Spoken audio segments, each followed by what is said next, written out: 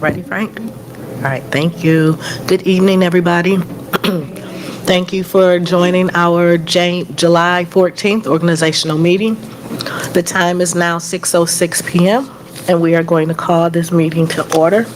Madam Secretary, roll call, please. VP Bowman. Present. I'm present. Trustee Dooley. Present. President Hannah. Present. And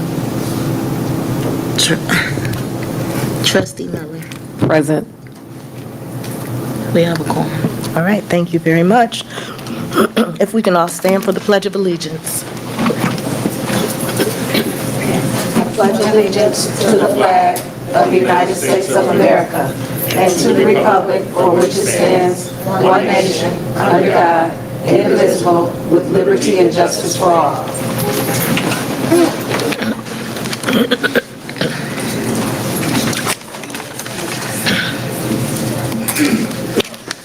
I would like to make an amendment to our agenda, adding under meeting call to order, I need to add election of officers for president, vice president, secretary, treasurer, and also moving item C, which is the approval of the agenda, moving that down to item D, which will come after the election of officers.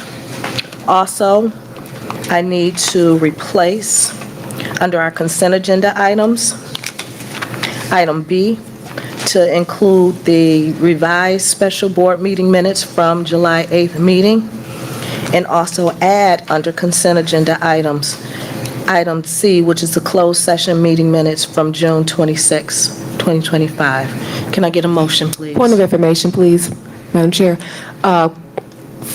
If my memory serves me correct, I believe that the policy states that the election of officers is to be conducted every 2 years. So can you explain to me why we are doing the election this year? And to my understanding, you guys have been in office for a year. Yes. Excuse me. VP Bowman and I have been in this position for a year, but it was for the continuation of the previous president and vice president. So we were completing out their term. So now by doing an election tonight, it starts over the new term. All right, thank you for the clarity. You're welcome. All right, any other questions for the regarding the amended agenda? Hearing none, can I get a motion? So moved. Support. It's been moved by VP Bowman and supported by Trustee Miller to amend the agenda with the items that were mentioned. Any other questions? Roll call, please. I'm voting yes. Trustee Dooley. Yes. Trustee Gross. Yes. President Hannah. Yes. Trustee Miller. Yes. And VP Bowman. Yes. That passes 6-0. Did I? Yeah, okay. Did you get Trustee Gross? Did I say trustee? I don't know. Okay. Trustee Gross. Okay. Thank you. All right, thank That you. passes 6-0. Thank you. Can I get a motion to approve the amended agenda as presented? So moved. Support. It's been moved by Trustee Gross and supported by VP Bowman to approve the amended agenda as presented. Any questions? Roll call, please. Trustee Dooley. Yes. Trustee Gross. Yes. President Hannah. Yes. Trustee Miller. Yes. VP Bowman. Yes. And I'm voting yes. That passes 6-0. Okay, thank you very much. Now that the agenda has been set, now we're turning it over to Attorney Seegers, who will facilitate the election of officers. Good evening. There are 4 positions, officer positions, which are eligible for you all to vote on tonight. And we will start with the office of president. Are there any nominations for the office of president of the school board of the school district of the city of Pontiac? I'd like to nominate Dr. Anisha Hannah. Do you accept that nomination, Dr. Yeah. Hannah? Yes. All right. Are there any other nominations? One second.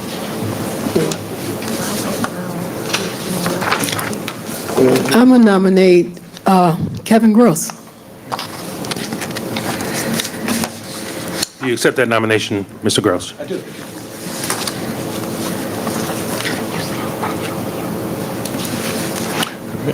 Are there any other nominations for the office of president? All right, so hearing none, we will take a vote for the position of president for Anisha Hanna. I guess you can do a roll call vote for those who are voting for Anisha Hanna as president.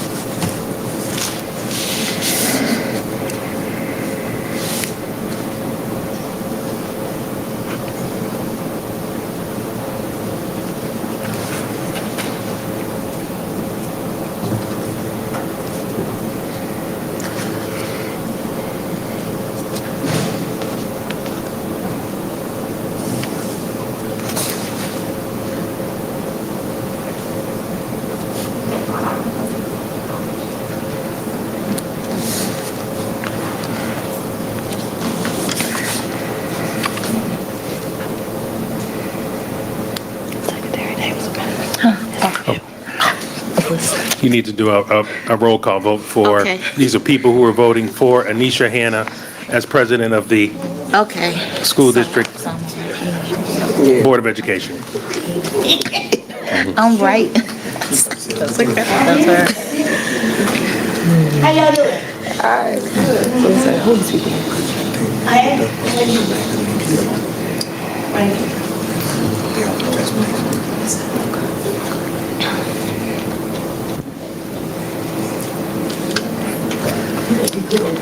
Okay. So, Trustee Gross, this is for Anisha Hanna. Trustee Gross. No. Trustee Hanna. Yes. Trustee Miller. No. VP Bowman. Yes. And I'm voting yes. Trustee Dooley. No. So that fails. Do I just vote fail? I don't know. Okay. 3. 3 and 3, okay. All right. That fails. Next, we have the nomination of Kevin Gross as president of the Board of Education of the School District of the City of Pontiac. To do a roll call vote? 1 second, please.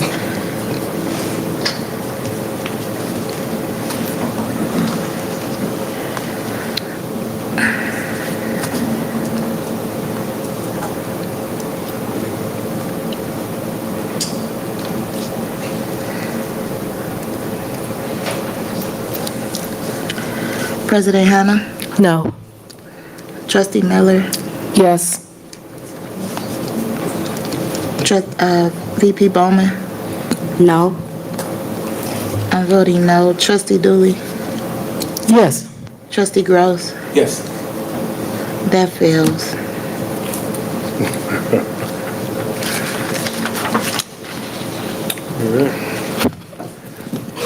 I guess we need to do another vote. I guess we'll have to do another vote for Anisha Hanna.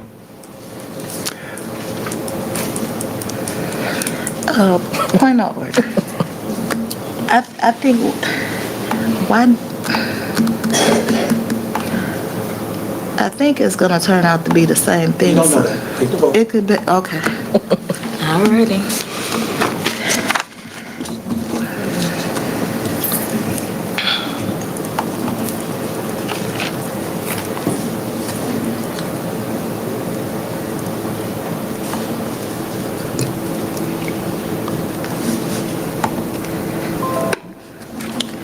Trustee Miller.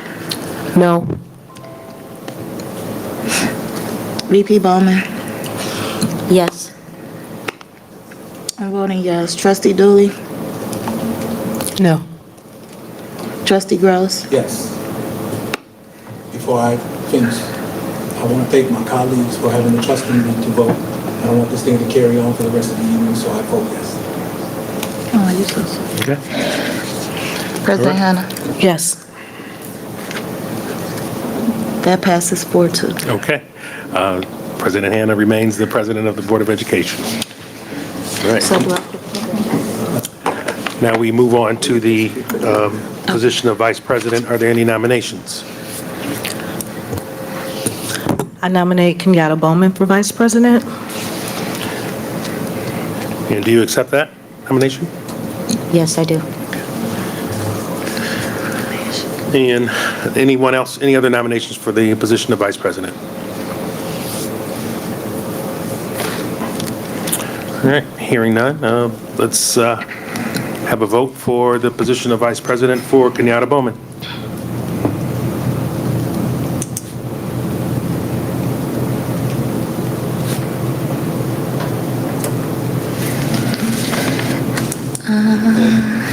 One second, please.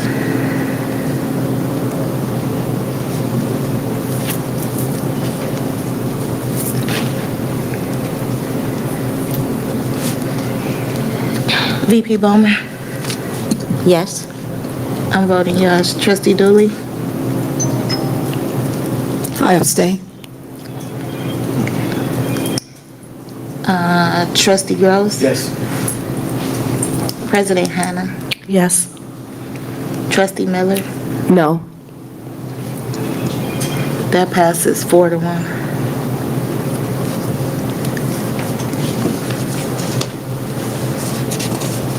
All right, congratulations, you remain the vice president of the school board.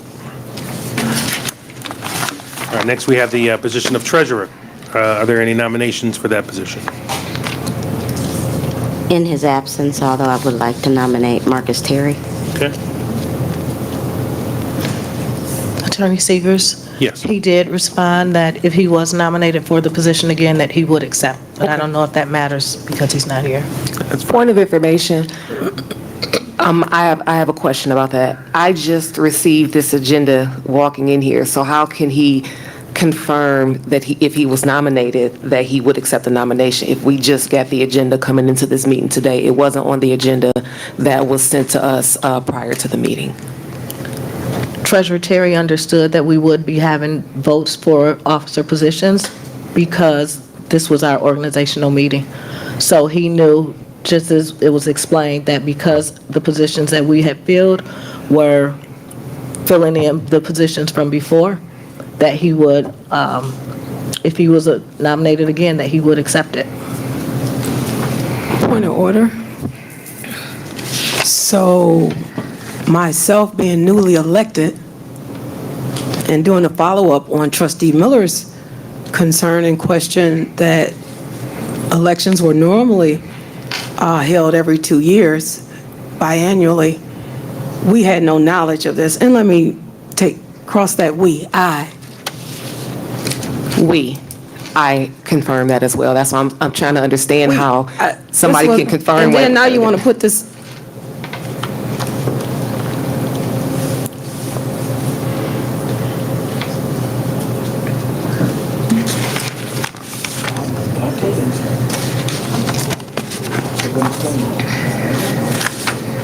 Are there any other nominations for the position of treasurer?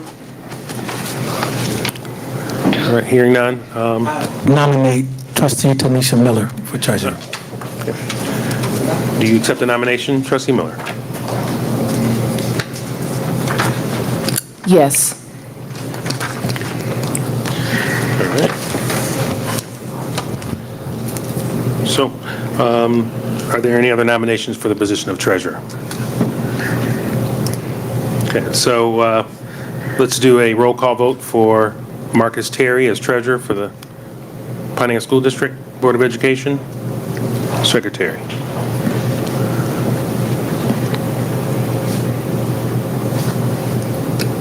Oh, one second, I'm sorry.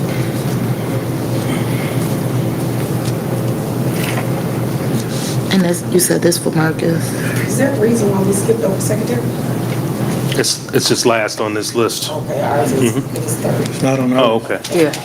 Oh, man. My little cheat sheet here. VP Bowman, Yes. I'm voting yes. Trustee Dooley, No. Trustee Gross. No. President Hannah, Yes. Trustee Miller, No. that fails.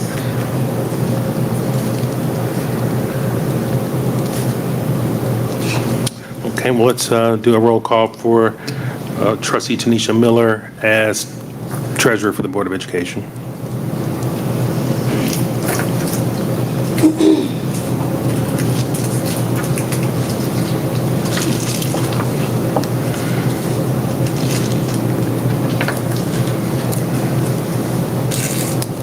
I'm voting no. Trustee Dooley, Yes. Trustee Dooley, Gross, yes. Yes. President Hannah, No. Trustee Miller, Yes. and VP Bowman. No. That fails. Okay.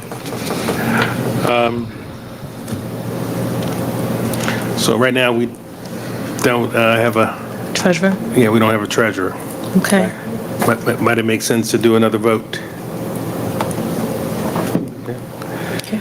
Okay, well, let's do another vote for Marcus Terry.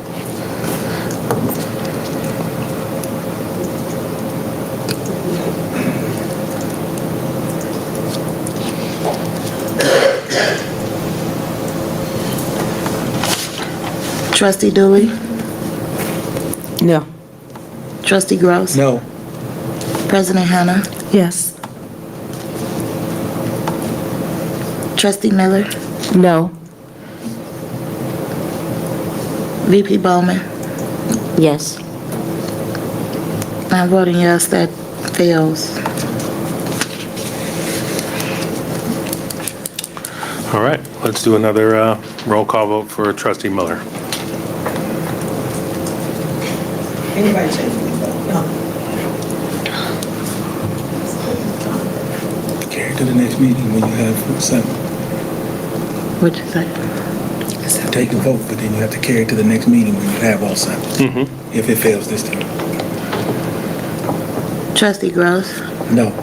I mean for Miller? Miller. Yes. President Hannah, No. Trustee Miller, Yes. VP Bowman. No. I'm voting no. Trustee Dooley, Yes. that fails. Okay. Okay, as of right now, there's been nobody elected, so we'll have to move that to the next meeting when there's a full board here. Okay. Okay. Thank you. All right, next, we have the position of treasurer, The secretary. secretary. Are there any nominations for the position of secretary? I'd like to nominate trustee Jennifer Dooley for the position of secretary. Do you accept trustee Dooley? Any other nominations for the position of Nominate, I would like to nominate Shaquana Davis-Smith. Do you accept trustee Smith? Yes. Okay. All right. Any other nominations for the position of secretary? Okay, so at this time, let's do a roll call vote for trustee Dooley for the position of secretary.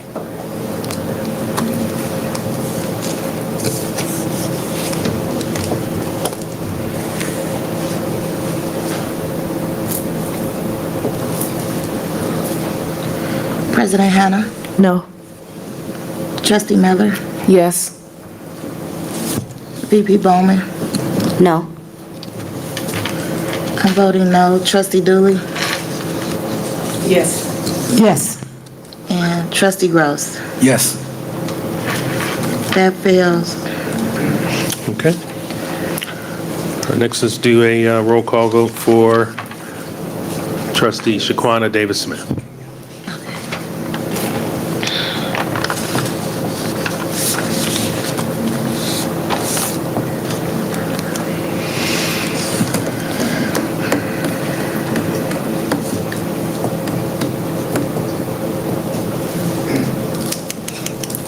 Trustee Miller.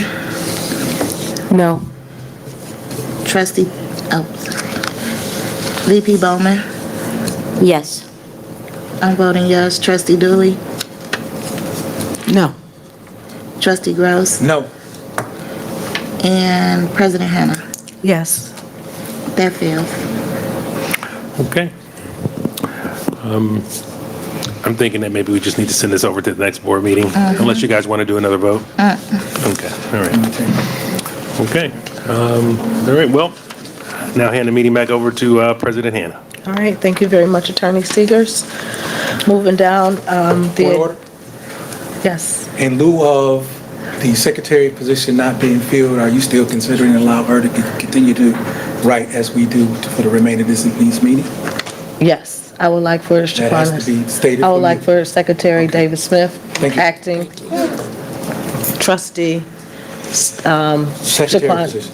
Shaquana Davis Smith, to continue taking notes for the role of secretary for this meeting. That has to be documented. That's why I said it has to be put in the notes. Thank you. Thank you. All right, moving on down. Good evening again. Elected official trustees, I don't see any in the audience.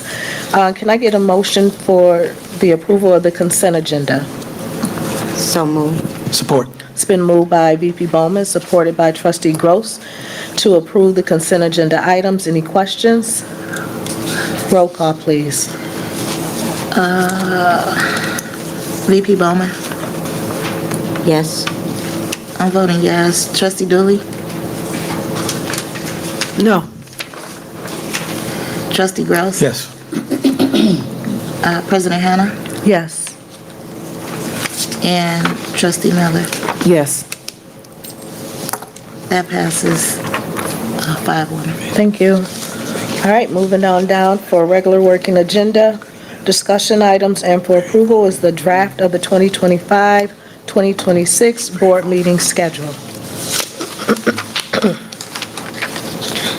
Excuse me, trustee, President Hannah. Yes. Congratulations on your newly elected position. Thank you. For those minutes, was her vote changed? Not was her, was trustee Miller's vote updated on that? I didn't read it. Yes, it was. Thank It was you. revised. So I'd like to backtrack and change my vote to a yes on that. She's talking about the consent agenda items. Oh, okay. So it wasn't, well, it was some mistakes on it, so. I said no.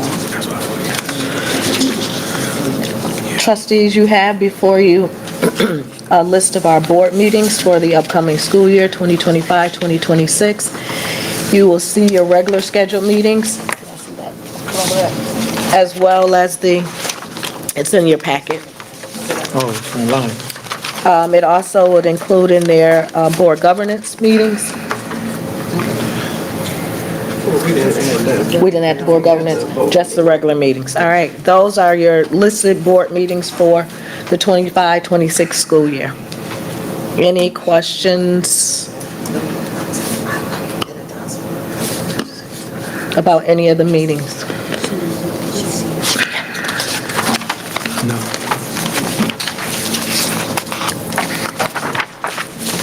You eventually had it. That's cool.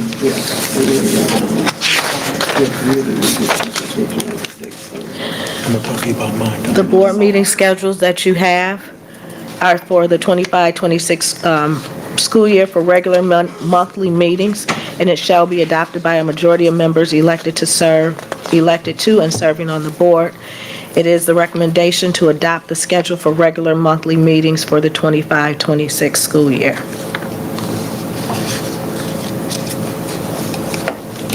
Any questions or comments or concerns regarding those meetings that are scheduled? Question? Yes. I already know the answer, but I want to make sure we're clear. After approval, Ms. Wright generally sends us the calendar contact information to place into our official calendars. You'll be doing so once approved. That's all I need to know. That keeps me abreast on what we do. Thank you, dear. That's it, Madam All right, thank Chair. you. If there are no questions regarding those monthly meetings, can I get a motion to approve the draft of the 25-26 board meeting schedule? So moved. Support. Has been moved by Trustee Dooley, supported by Trustee Gross, for the approval of draft of the 25-26 board meeting schedule. Any questions? Roll call, please. Trustee Bowman? I'm sorry, VP Bowman. Yes. I'm voting yes. Trustee Dooley? Trustee Gross? Yes. President Hannah? Yes. Trustee Miller? Yes. That passes. All right, thank you very much. Moving down under finance items for discussion, the 25-26 procurement card authorization position. Dr. Leverett? Yep, I'm doing this in the stead of Jim Graham. The attached listing shall be the authorized positions to use the district-approved purchasing cards for the 25-26 fiscal year. A listing of authorized users is maintained on the district website within the transparency section under the heading District Credit Card Information per statutory requirements found in MCL 388.1618, subsection 2. Throughout the year, requests for a P-card limits to be temporarily raised, especially at the start of the school year for supply orders, as well as staff movements are documented and authorized by the superintendent or designee. It is the recommendation of administration that the Board of Education approve the fiscal year 25-26 authorized positions for the district purchasing card program. Thank you. On the attached, I'm not sure if you have the attached, but we were able to update the format so that it does have the name for that aligns with the title or positions. Are there any questions? Were there one. any? Okay. Madam Trustee Chair, Dooley. is it possible for me to receive a list of what's allocations this money is allocated, but what are the specifics for these accounts? And am I reading this correctly? It says a monthly limit. So if that's indicative to say that this would be refreshed every month? Like, it says monthly limit at the heading, 2,000, 25,000, 30,000. So I'm gonna stop right at that second vacancy. For the business office, I'm not quite sure who would have a spending amount of up to $25,000 a month, but I did like 10 months, that's $250,000. So when we look at these, it's saying monthly limit, so am I wrong in assessing that these could be reallocated monthly? These prices? So just that one would be $250,000, then we go to somebody, so now, how is it that facilities for Marvin Beasley, number 3, would be $30,000, and then we see Marvin Phillips, I'm sorry, Marv, because I was like, business office. So let's go there at number 27, and even Diane Perez at $76,000. What are they doing? What's this money? I'm not understanding why they would need such an exuberant amount of money. I'm just curious, because if that's going to be renewed monthly, you know, they could spend, number 27 could spend up to $100,000 and then get it replenished? Yes. I'm in a quandary. Yes, to answer your question, that is a yes. These are monthly limits. And this does not mean that they do spend this amount of money, but this is their monthly allowance per month. But these are their operating departments. So this isn't to say that the items that they would be purchasing is for one or two items. It could be a variety of items. However, Dr. Leverett did say that she will get the information in terms of what those spendings technically look like for those departments, to give you an idea of what the spendings, how they could add up. But that is, I mean, I'm aware of how the P cards work for the principals because I was under principals for many years, so I know how they use their cards. But I never knew people were allocated, you get 76,000 and 100,000 and 10,000 and 30,000 and 25,000. That's a lot of money. yeah. Well, we got to keep in mind too, this is a multi-million-dollar. Absolutely. That's why we Organization. need to align our resources with our money. And which brings me back to, I've been on this board 6 months, 7 months, and I still have not had a full budget review. So it would be these types of things that would have been answered had that been given to me. Can any of my colleagues confirm did I miss the meeting? Well, Trustee Dooley, we have had budget reviews. No, we've had budget presentations. We've had budget reviews. One was done specifically during our board retreat where the Shelby came in and reviewed the budget, reviewed the was information there. with us. Jim Graham. This who was not a stepped part of in, that. Jim Graham did step in and he did review the information with us as relates to our budget. So I understand if there are some pieces or parts of the budget that you may not understand, but it's not fair to say that those individuals didn't review the information for our budget with us. So I would be fair in going on record to say that I received, in my opinion, my background and educational expertise, a presentation, which was not a budget review. Okay, that's fair to say. But there was also an opportunity for any trustees that had any specific questions about the budget to contact the finance department and get those How questions do you know answered. what you don't know until you know it? Did anyone else have any questions regarding? Point of order. Yes. We can alleviate these concerns if we can reiterate what I've been saying for the last year, which was told to me at one of the previous meetings I was at, that we're going to start having budget study sessions like we did in the past, every Thursday night prior to the approving of the budget. And it was said to me that there are working days that we're going to look at now that we're into a new fiscal year. All we have to say is, from this point forward, we will designate some days to have a board study session on the budget. That would alleviate any concerns or problems that we have. Then at that time, instead of presenting it right now in this type of meeting, right? We can do it in a board study session, then all the questions, including those that are here, because I have some questions too. But I'll wait for that until we get to the board study session.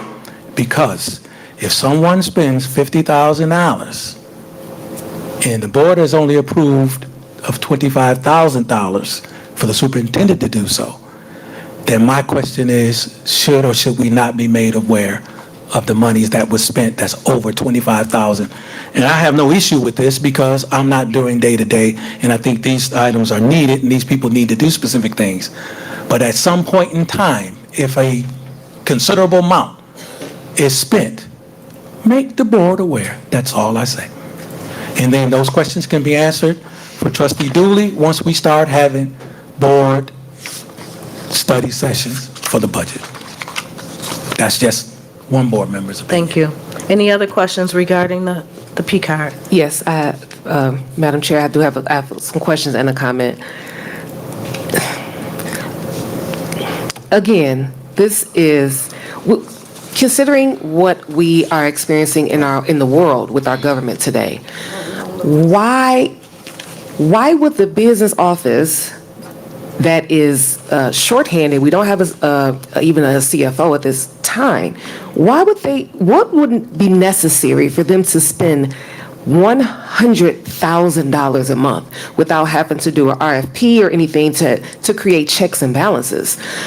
Even with like the grants coordinator for 70, these are in-house positions to where an RFP would be more than reasonable to present for checks and balances. So why would they need access for two people of $176,000 a month?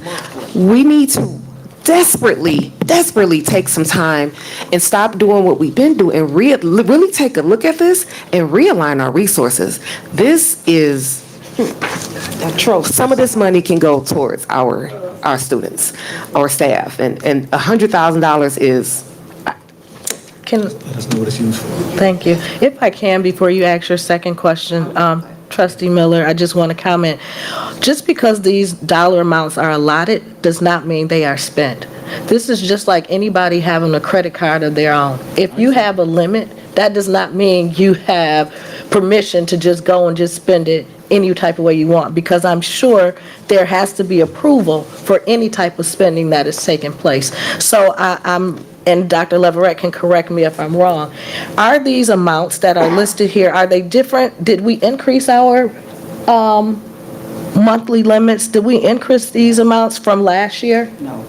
But even that, please correct me if I'm wrong, because I too would like to make sure that we all have an understanding of how this works. These are limits as to how much a person could spend in a month. This does not give permission to some of the departments that they highlighted was for the business office or even for the accounts payables, who has a very large limit. This does not give them permission to just go and spend these dollar amounts. This is how much is allotted that month. But do they have to get approval before they spend anything for their respective departments? That is correct. And the other thing that I would add, that was a great point that you made, Trustee Miller, and considering what has happened in our country as of 5:05 this afternoon, we may have to go back and reallocate a tremendous amount of how we are governing ourselves as a district within Pontiac School District as well as the state. So again, I don't want to get us off topic, but as you know, the Supreme Court has agreed to dismantle the U.S. Department of Education, just so everyone knows, as of 5:05 p.m. this afternoon. There are serious implications for the future of Pontiac School District. And very soon, I would like to meet with the board trustees, because we need to have a serious conversation in terms of what is our plan of action to make sure that we're still able to provide a viable education for our students in districts like Pontiac that are going to suffer tremendously because of these changes.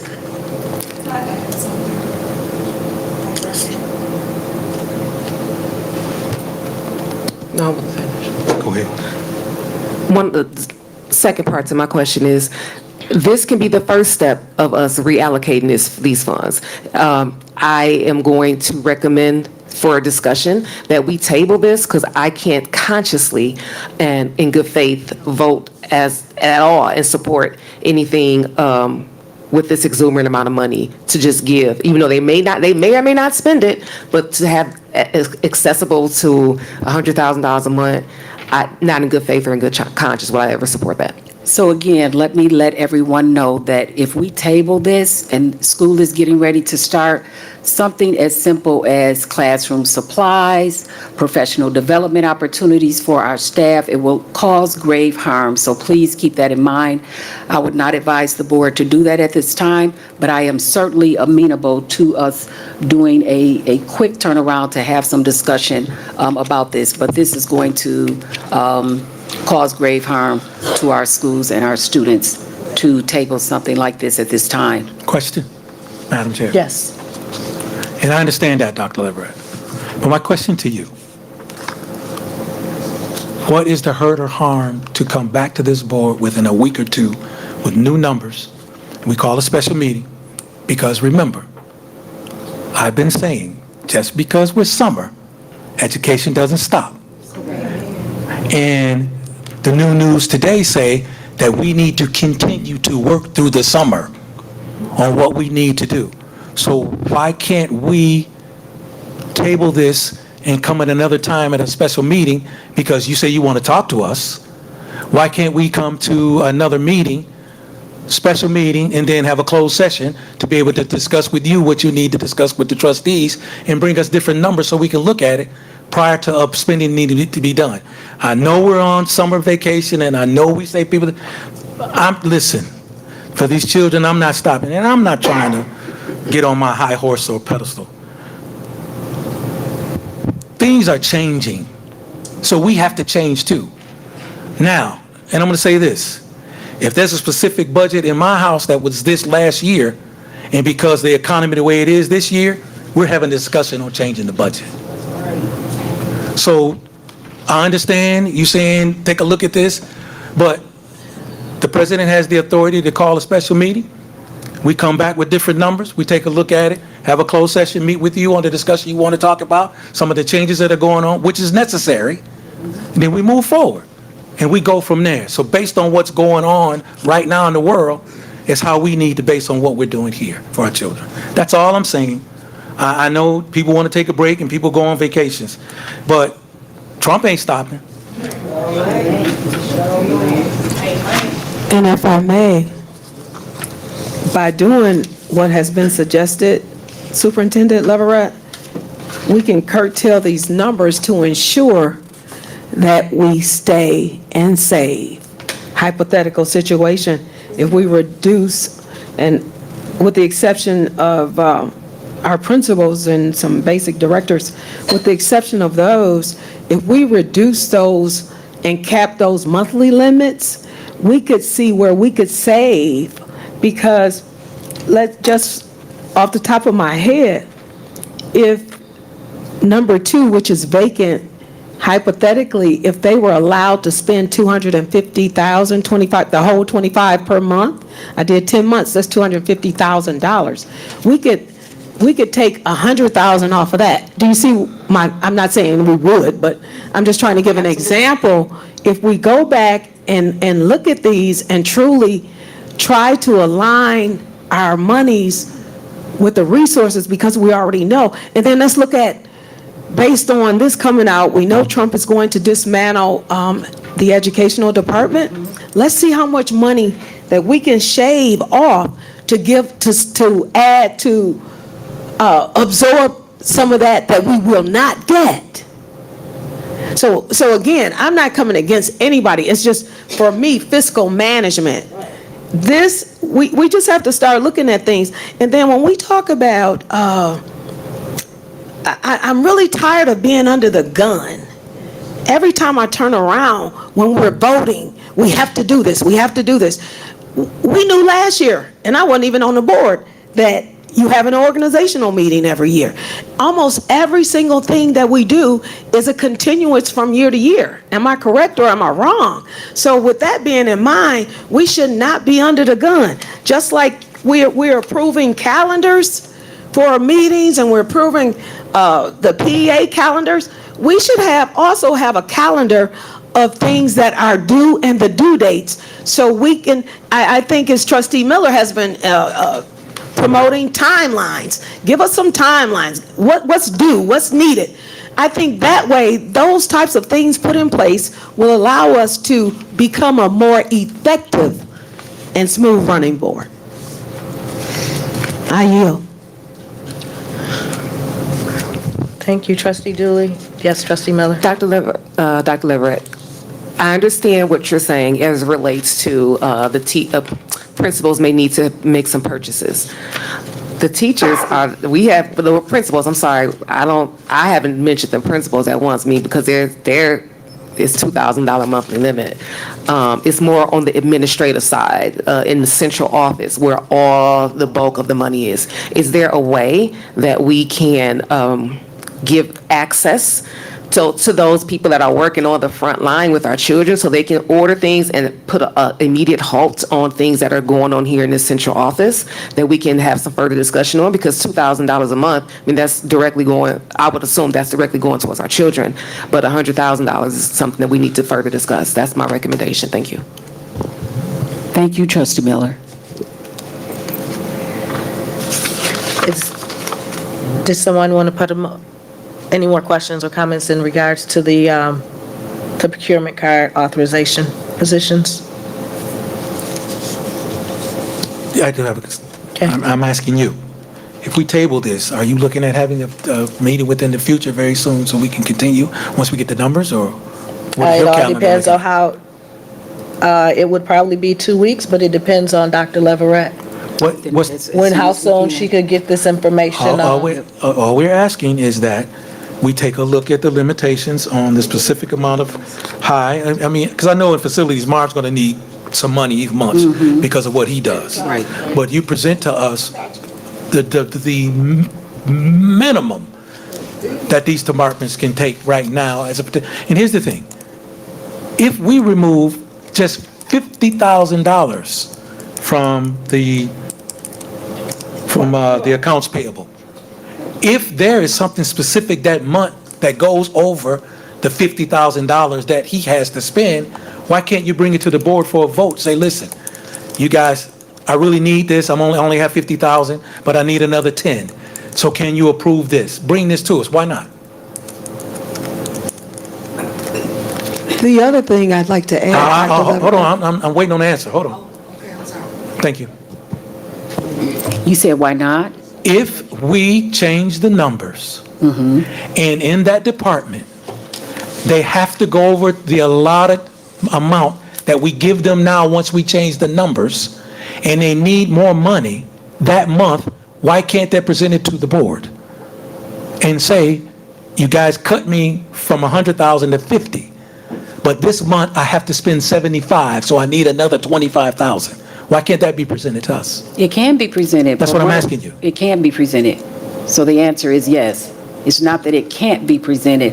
I think one of the potential challenges is if there's a piece of equipment, the same piece of equipment that we had an issue with at Pontiac High School, it could be an issue with backlogging and getting things in a timely manner. But yes, let's move forward and absolutely do that.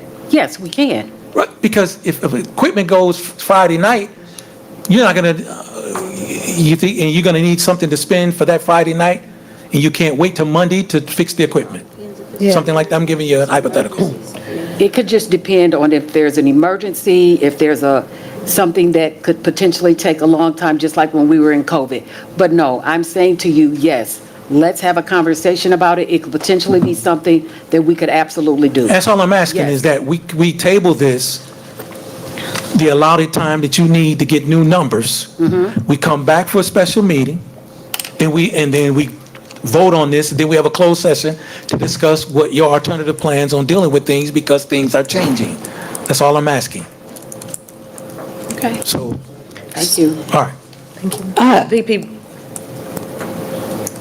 I'm almost there. Thank you. on this side, was it VP Bowman and then Trustee Dooley, or That's Trustee fine. Dooley, did you? Thank you. Are there any purchases that need to go out that's pending that we need to address in any regard before we table this entire thing? Is there any purchases that we need to look at or anything pending going out in any of these offices? Not that I'm aware of right offhand that I could share, but I could get that information to you all. Yes, I'm checking on it now. Thank you. Yep. Trustee Dooley? Just a follow-up would be, by putting these constraints in, it would curtail any fraudulent spending. So we can eliminate or at least control frivolous or fraudulent spending, because a hypothetical situation, of course, I'm sure it has not occurred, but it crossed my mind. I hope not, because they commit fraud, they going to jail. but- Well, I'm just, what I'm saying is, money tempts people, we know that.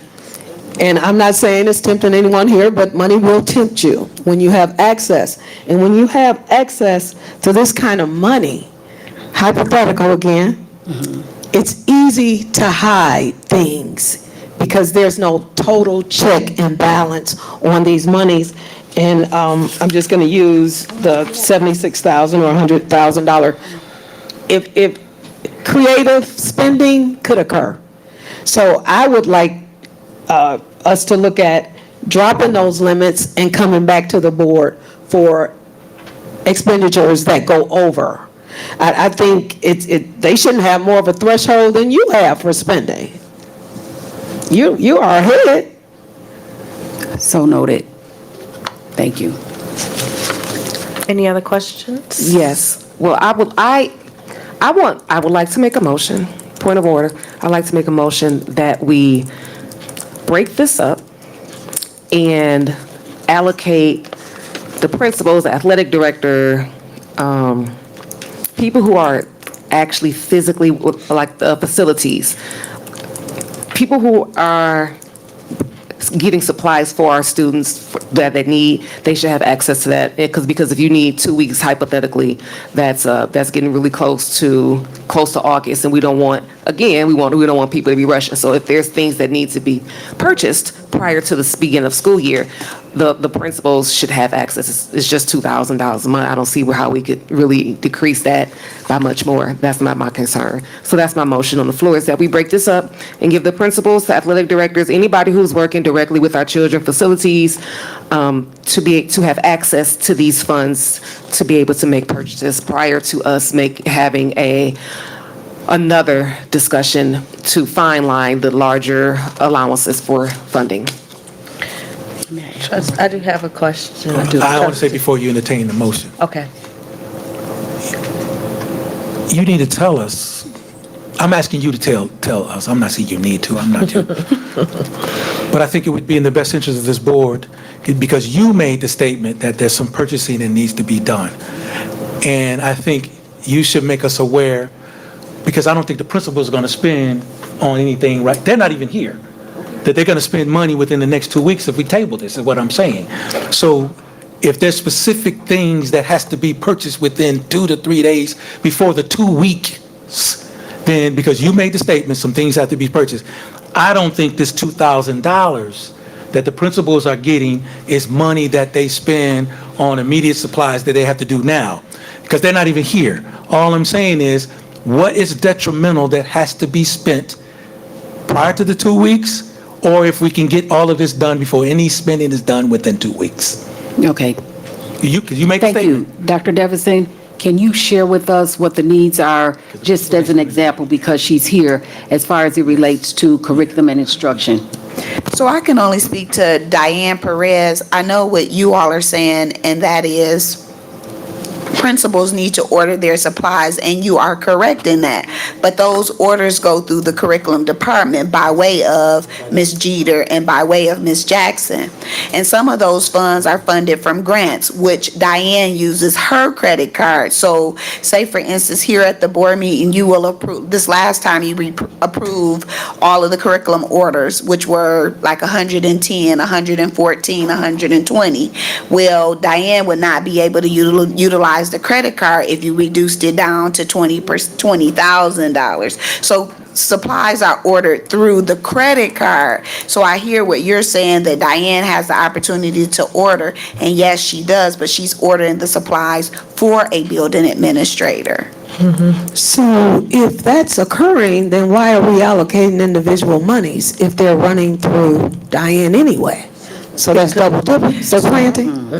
No, Just so like asking. the everyday supplies, the building administrator, so as the building administrator, I might order paper, that's minimum. But for like the resources that we use for students on an everyday basis, the building administrator do not order those supplies. And in most instances, like we have been saying, administrators usually don't even use up to $2,000. But say, for instance, if they have a field trip, that money is allotted in their P card so that they can reconcile with the business office. So that's just an example.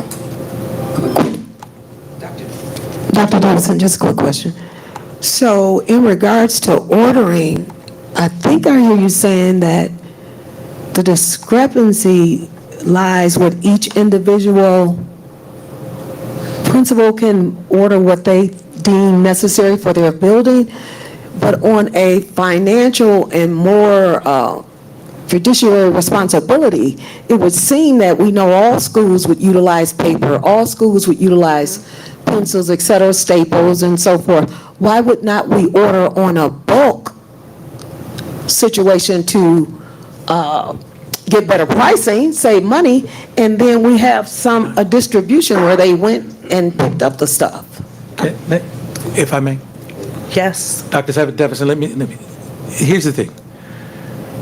Marv's, they supply the needs, like paper and things like that in bulk. No, hear what I'm saying. They get everything, they get, Marv supplies them if they're needed. He keeps the bulk amount of papers and things that they need as pertains to paper. And what I'm speaking of as it pertains to the 2,000 amount, I'll give you an hypothetical. You have a science class experiment, and they don't have enough guinea pigs to experiment on. 10 kids don't have them.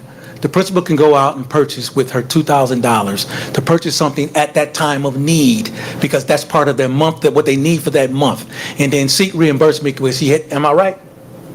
Am I right? Marv supplies, yes. They have a way of getting pencils and papers like that, but there are specific things that they may need at that time that Marv can't supply them with, right?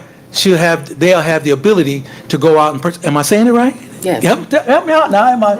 Yeah, please, somebody say, that's what it is. These are specific items that's needed that they can't get at that time, and it allows them on this monthly $2,000, if they need extra items for science class that's not given to them by the district or paid by Diane. At that time, they can purchase them and maybe resubmit to Diane and say, I had to use my card to get this. Can I be reimbursed through this grant because I paid out of my $2,000? These are specific monies used for specific items that's needed on a monthly basis. Not just paper is already, Marv takes care of that. They order through Marv. There's a budget for that. Am I right? Right. Okay. That's why. And I just wanted to make you aware, no disrespect. No, I didn't take it as disrespect. Thank you. I'm just still, Yeah. my mind is still trying to wrap around, Right. knowing that we are about to embrace all of these cuts. How can we But you gotta have. slash the spending? And I understand, that was a good example with the pigs, because you could run and get some pigs, but not the paper. Right. But I'm just saying, we just have to do better and look at these and see how we can save some money.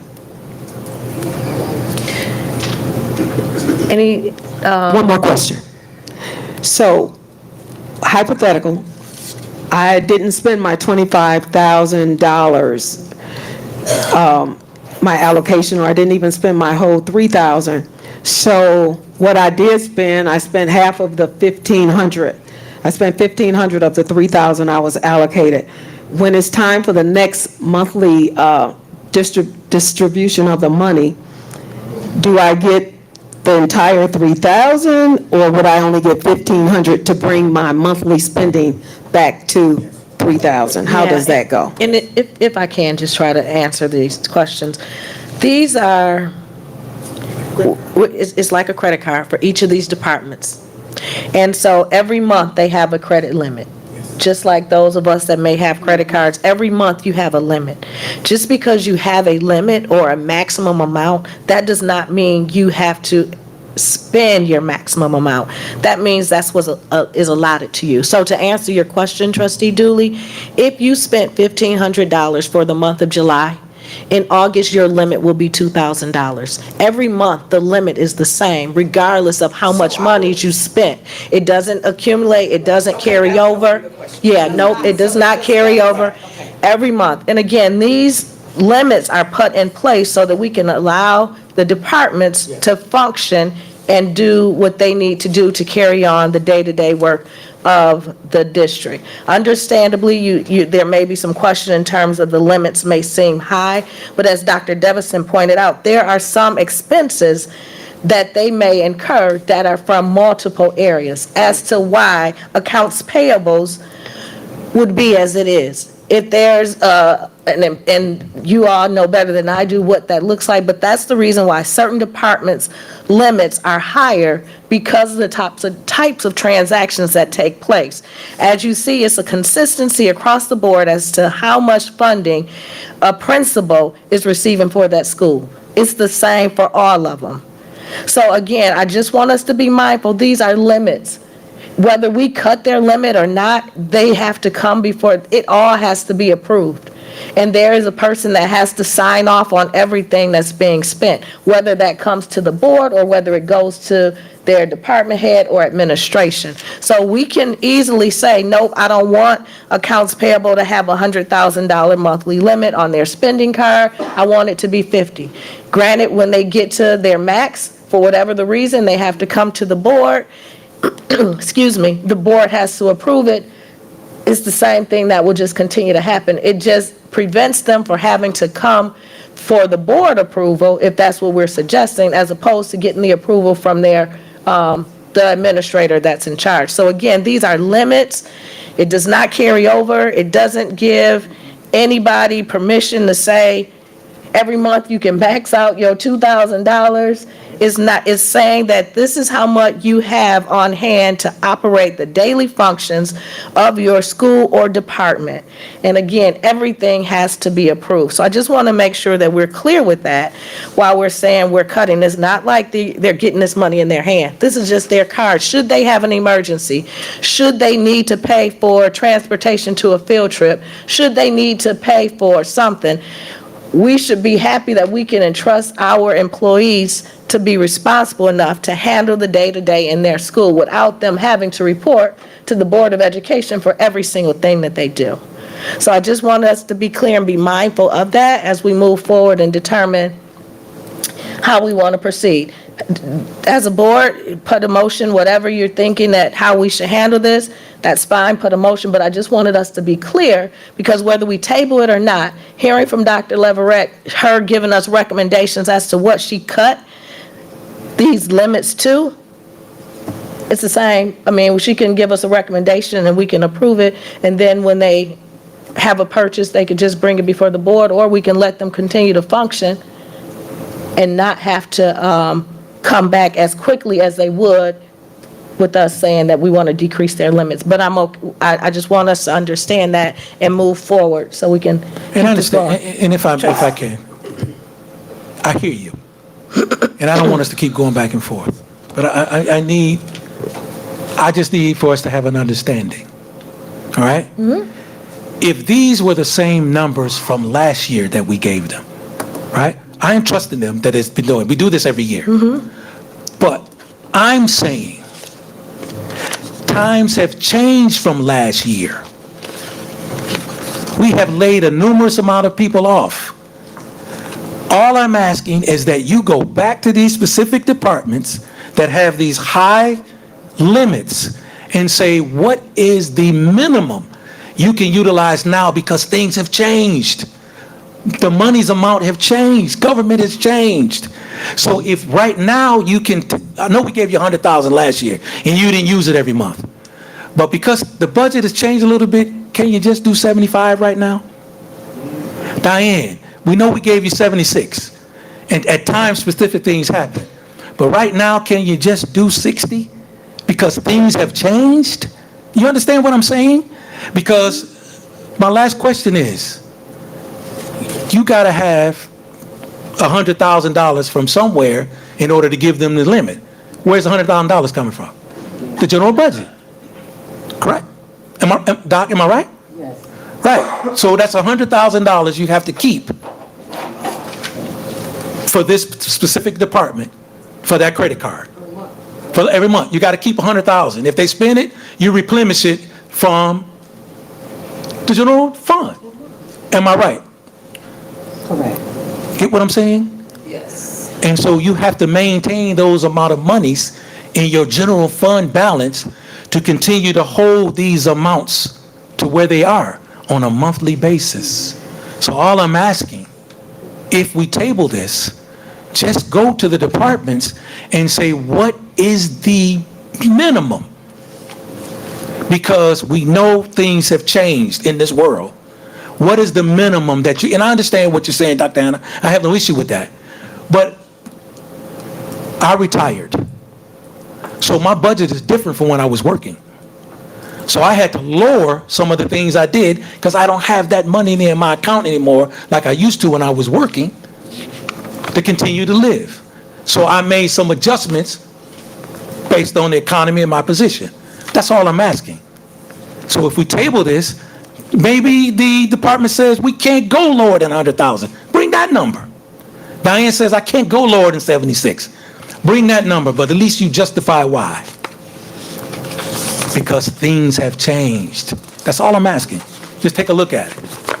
Trustee. And on final note, And then trustee. is there, excuse me, Dr. Hannah and Dr. Leverett, that we can create a, some kind of template that will show when they have these spendings, what it was spent on and how it directly supports educating our student. How does it support academic sustaining? Because again, we're going to see some perilous times coming.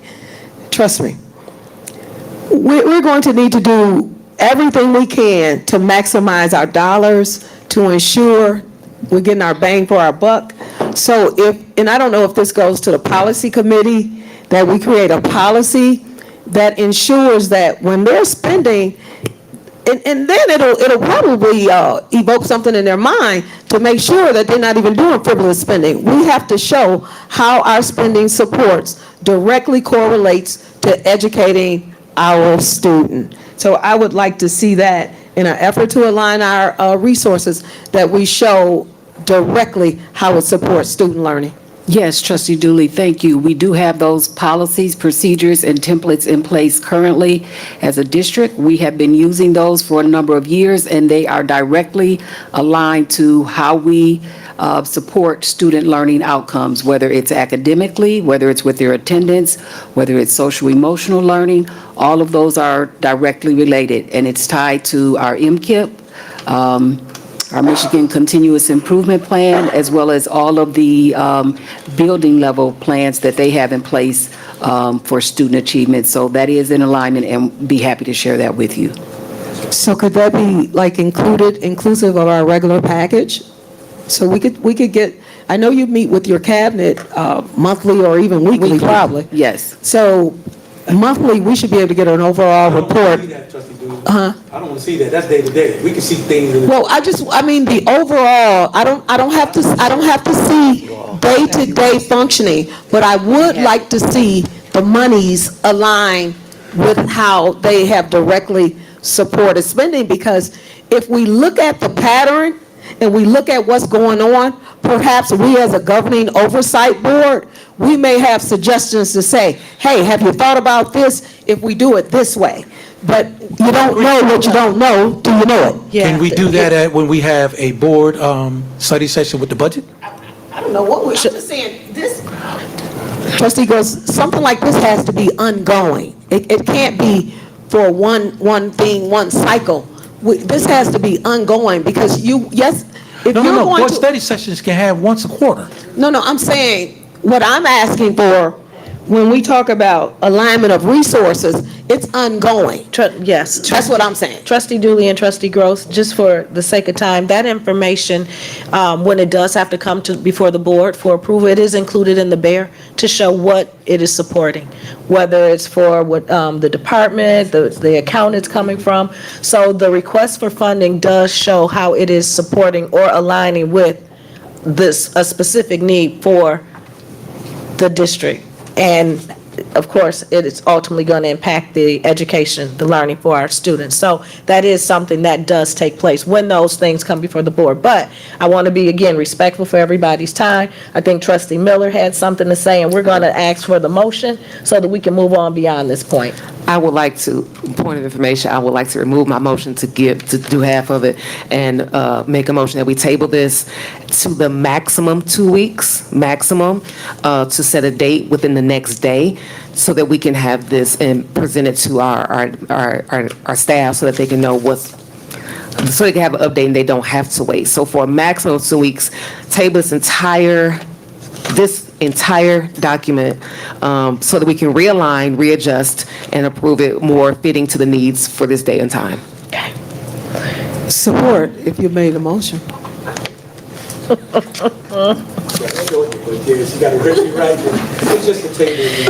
Table the 25-26 procurement card authorization position. I would like to make a motion to table the 25-26 procurement Card authorization. authorization. Thank you. Can I add to that motion? No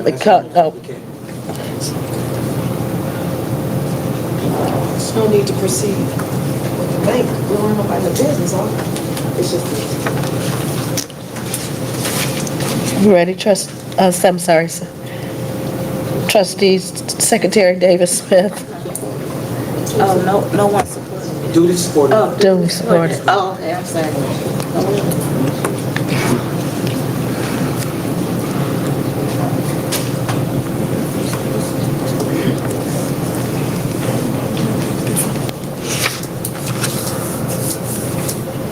It's been moved by trustee Miller and supported by trustee Dooley to table the approval of the 25-26 procurement card authorization positions. Any questions? Roll call, please. I vote yes. Trustee Dooley? Yes. Trustee Gross? Yes. President Hannah? Yes. Trustee Miller? Yes. And VP Bowman? Yes. That passes 6-0. All right, thank you very much. Continuing on with our agenda, now we have the 25-26 authorization of bank depositories and signatures. Attorney Sears. Good evening. I'm doing this in the stead of Jim Graham again.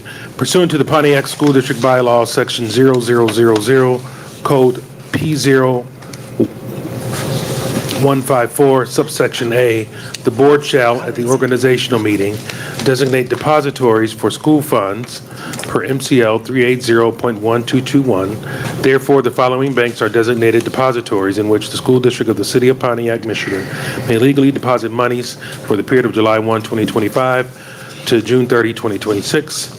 Designation of depositories for the 2025-2026 fiscal year are PNC Bank, Fifth Third Bank, Comerica Bank, Chase Bank, Bank of America, and the Huntington National Bank. The school district of the city of Pontiac collects and disperses monies for its operations.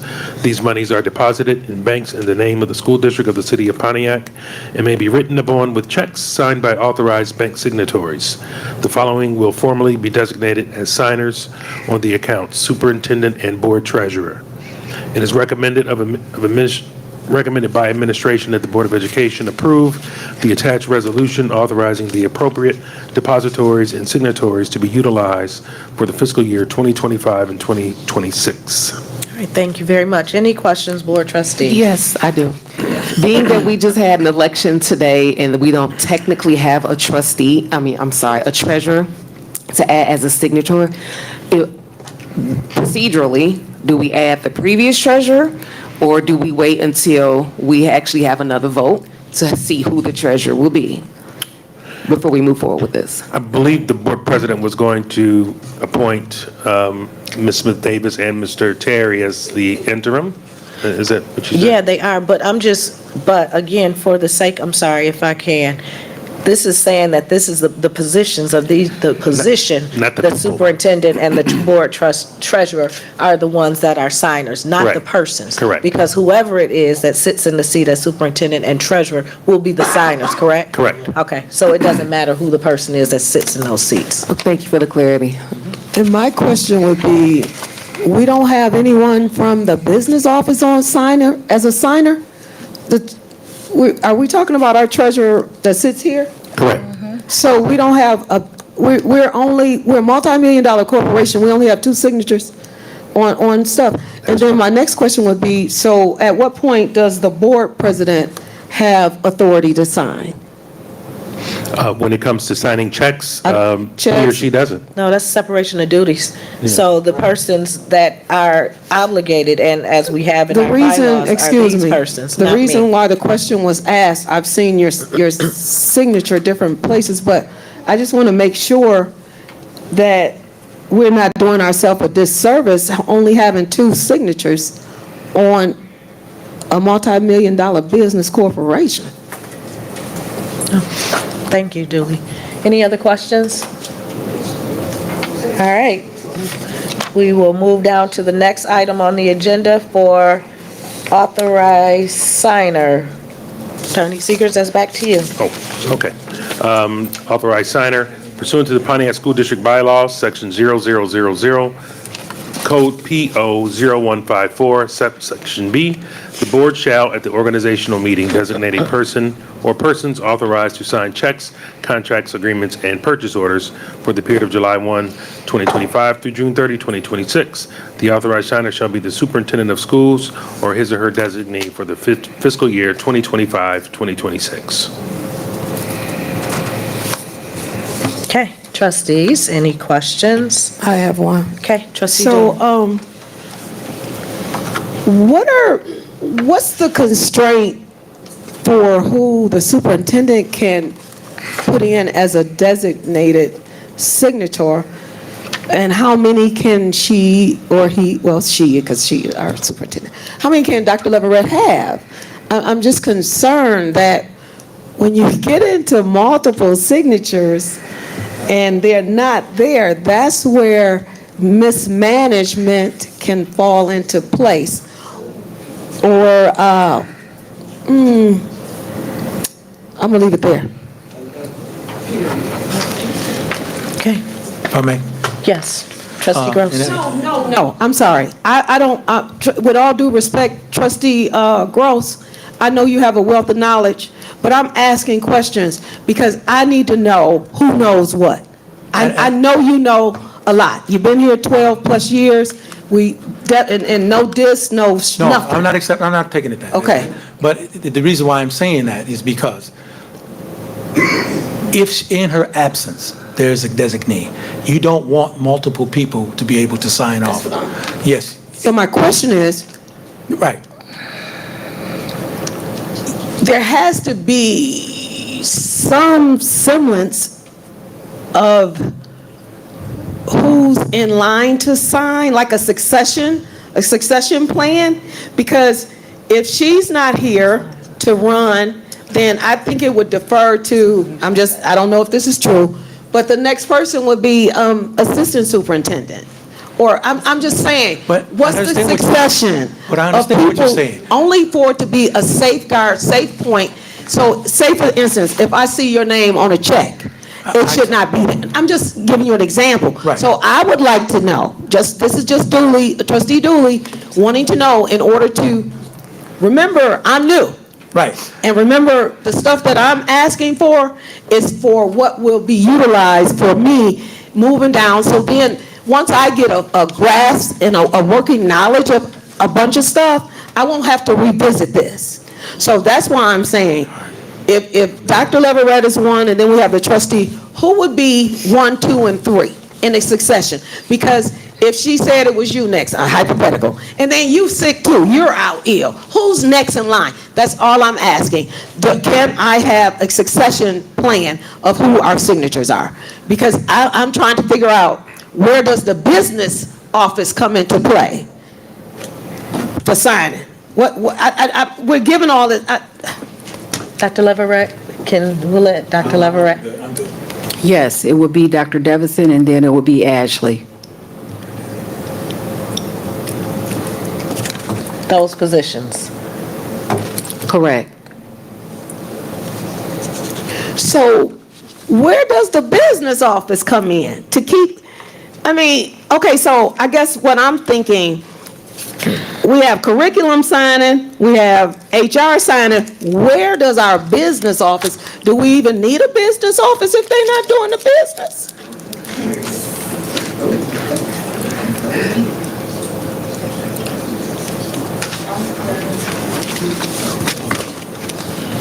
Any other questions, comments? All right, moving down. Next one. Attorney Seegers, item D, authorized signer. Yeah, I thought we just did that one. We did? No. Oh, no, we did. Yeah, that's the one we just did. So now we're doing resolutions for. Oh, okay, I had that. Resolution authorization of electronic transfers at ETO. The board shall, at the organizational meeting pursuant to Board Policy 6144, adopt a resolution authorizing agents to complete such transactions on behalf of the board. The following will formally designate the superintendent or other appropriate designee responsible for the school district's ACH agreements, including payment approval, accounting, reporting, and generally overseeing compliance with the ACH policy. All ACH invoices are to be approved prior to payment. It is recommended by administration that the Board of Education approve the attached resolution authorizing electronic transactions for the fiscal year 2025-2026. Okay, thank you very much. Any questions, trustees? At what point in time will approvals come before, what's the threshold for the signers not to have the right just to sign without any conversation with the board? Right now, that dollar amount is roughly $31,000. It's like $30,820 or something, so. So less than $31,000, they have a right to sign without any other, Before approval from the board. When you say that, I'm just the superintendent. She has that authority pursuant to your board policy. or the other signers, the designees. Not without her authority, not without her signing it.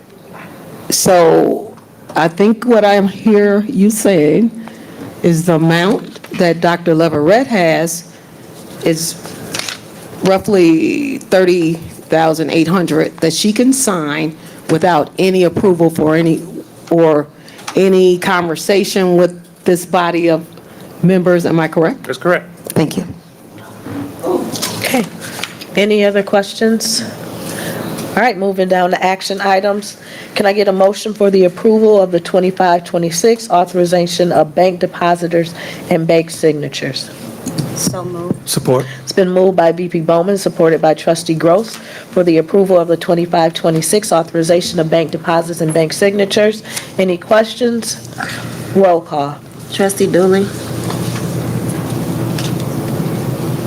Which one are we voting on again? The bank signatures. It's, B. Item B. Yes. Trustee Gross? Yes. President Hannah? Yes. Trustee Miller? Yes. VP Bowman? Yes. I'm voting yes. That passes 6-0. Thank you. Can I get a motion for the approval of the 25-26 authorization electronic transfers and ETO? So moved. Support. It's been moved by Trustee Gross, supported by VP Bowman, for the approval of the 25-26 authorization electronic transfers and ETO. Any questions? Roll call.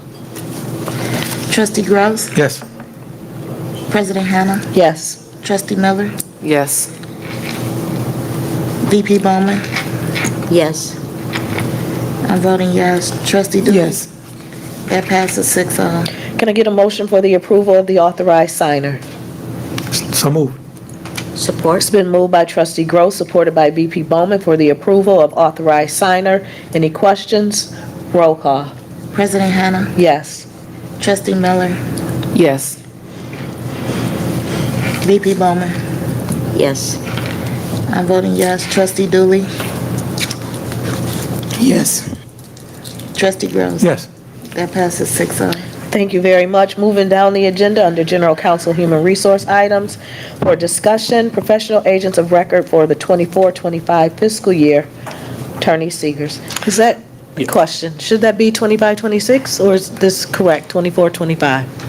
It says 25-26. Maybe I'm reading different. On my paper, I'm sorry, it does say 24-25. On the, but I think on the it's- agenda? Yes. Okay, correct. On the bear itself, it says 25-26. Okay, Correct. so we're having discussion for professional agents of record for the 25-26 fiscal year. That's correct. Attorney Seegers. Board Policy 0172 provides that a decision to seek legal advice or assistance on behalf of the school district shall be made by the superintendent. Such action shall occur as it is consistent with approved district policy or standard practice and meets an obvious need of the district. It may also take place as a consequence of formal school board action. The superintendent is also to provide the board, on at least an annual basis, a list of firms to be utilized. The proposed list is attached for board consideration. It is the recommendation of administration that the Board of Education consider the legal firms provided as the district's professional agents of record for the 2025-2026 fiscal year, as more specifically set forth on the list attached here too. Okay, thank you very much. Trustees, any questions?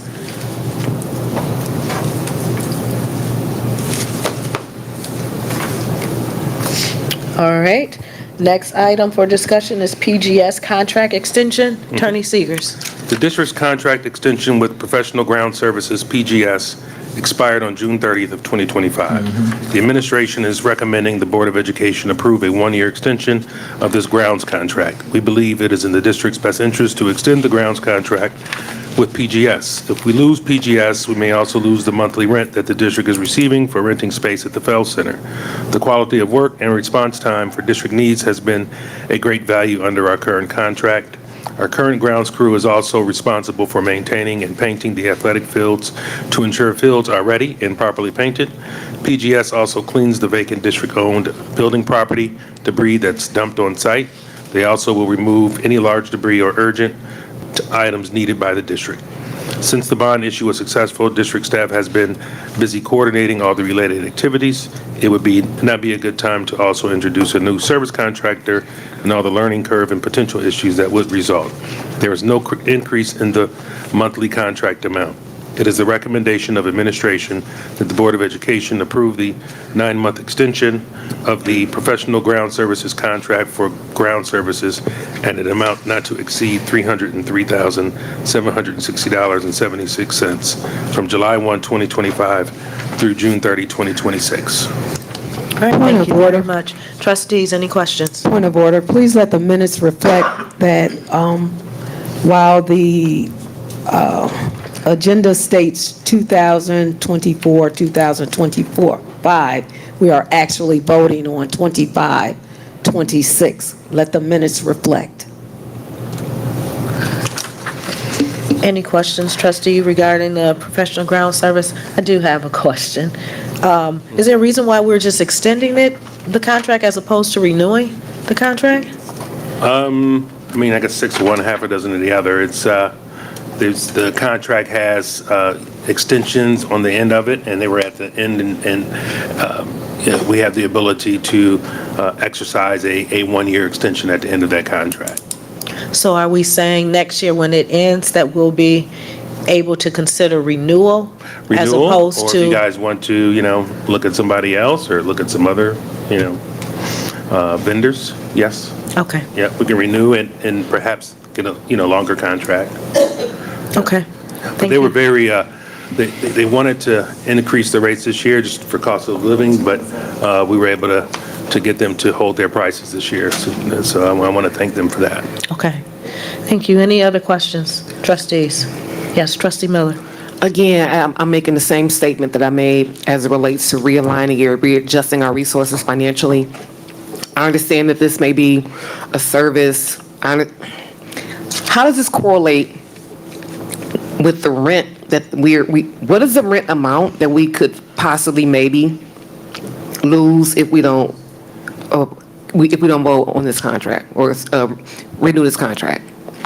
Extend this contract. I don't know what the exact dollar amount is, but, if there's the way I wrote both of these contracts, both the lease for the Feld Center as well as the agreement with them, if we stop doing services with them, we also have the ability to end the lease agreement with them. I forget what the exact dollar amount is as I sit here. I don't know. Marvin, do you know? Yeah, I don't know.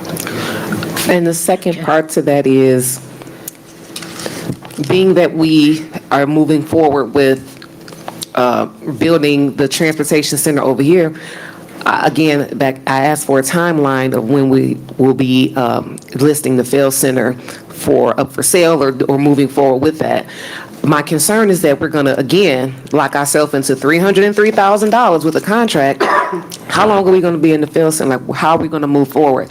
At this point, I do not feel comfortable moving forward with any substantial amount of locked-in contracts until we can realign our services with our money and plan for an emergency, basically, because we don't know what we're looking at for 25-26 school year. So why we spend $303,000? Thank you. Any other questions? I do have a question based on trustee Miller's comment. Marvin, maybe you could help.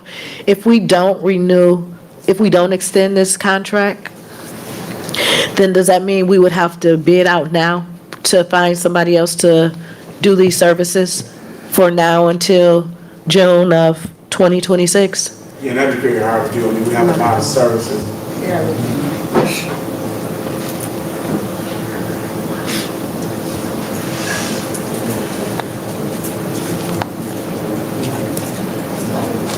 Good evening, everyone. It's a lot of misunderstanding when it comes to grounds. When it comes to the school district, they do more than cut grass. They do multiple things for the school district. It actually saves you a lot of money having a contractor on site.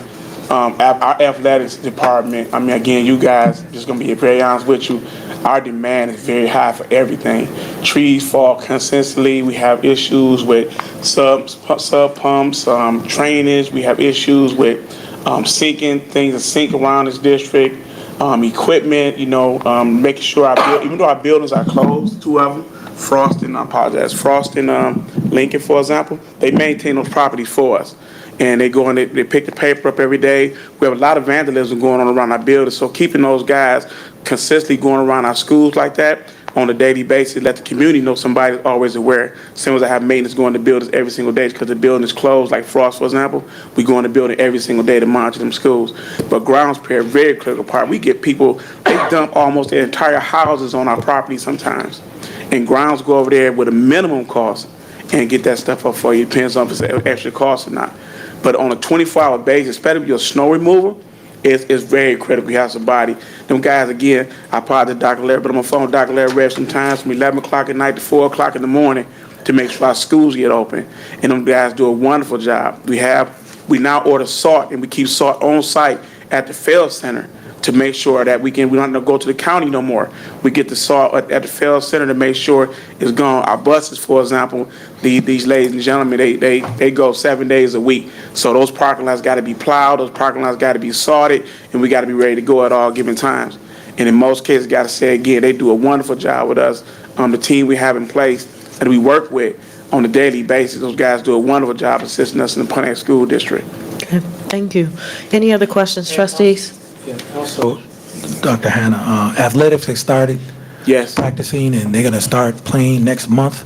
And it'd be extremely difficult to have someone come in and keep the alignment of the fields and the Correct. stadium, and they take care of everything. If we, again, I'm just an independent board member. I think this should have been brought in June before school was over, because we have kids starting athletics and training now. And we Yes. now have athletic trainings within the buildings, and they keep those things clean and in line for the summer. You actually have Pal right now doing your baseball right now with our We have to students. do And our baseball. fields have to be cut and marked. And lined. And lined, and that happens a couple of days a week. Right. Okay, thank you. Any other questions from the trustees before we move forward? All right, thank you very much. Thank you. All right, can I get a motion for the approval of the professional agents of records for 25-26 fiscal year? So moved. Support. It's been moved by VP Bowman, supported by Trustee Gross, for the approval of professional agents of records for 25-26 fiscal year. Any questions? Roll call. Trustee Miller? Yes. VP Bowman? Yes. I'm voting yes. Trustee Dooley? Yes. Trustee Gross? Yes. President Hannah? Yes, That passes 6-0. thank you. All right, can I get a motion for the approval of PGS contract extensions? So moved. Support. It's been moved by Trustee Gross, supported by VP Bowman, for the approval of PGS contract extension. Any questions? More or less a comment on my behalf. I see that Mr. Beasley are very passionate advocating for this service and contract. Moving forward, I would appreciate if we aren't approving things that have already expired, and because we're desperate and we have to do it. I would like to see us being more proactive instead of reactive when it comes to bringing forth contracts that the board needs to approve. Thank you. May I just add real quick? We started talking to PGS in the spring, and we were going back and forth, and they were pretty decisive about the fact that they needed an increase this year, because I think they didn't do an increase last year, and we almost lost them. But we kept them, and they held their price. So again, I want to thank them again. Thank you. Yeah. Any other comments? Roll call. VP Bowman? Yes. I'm voting yes. Trustee Dooley?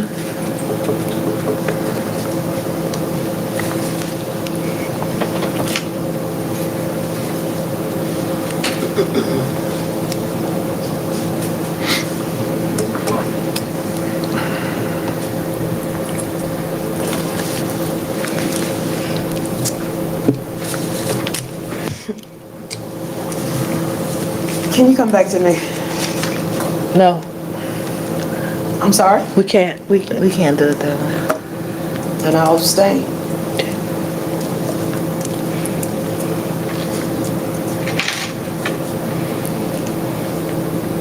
Trustee Gross? Yes. President Hannah? Yes. Trustee Miller? Yes. That passes 5-0. Okay, thank you very much.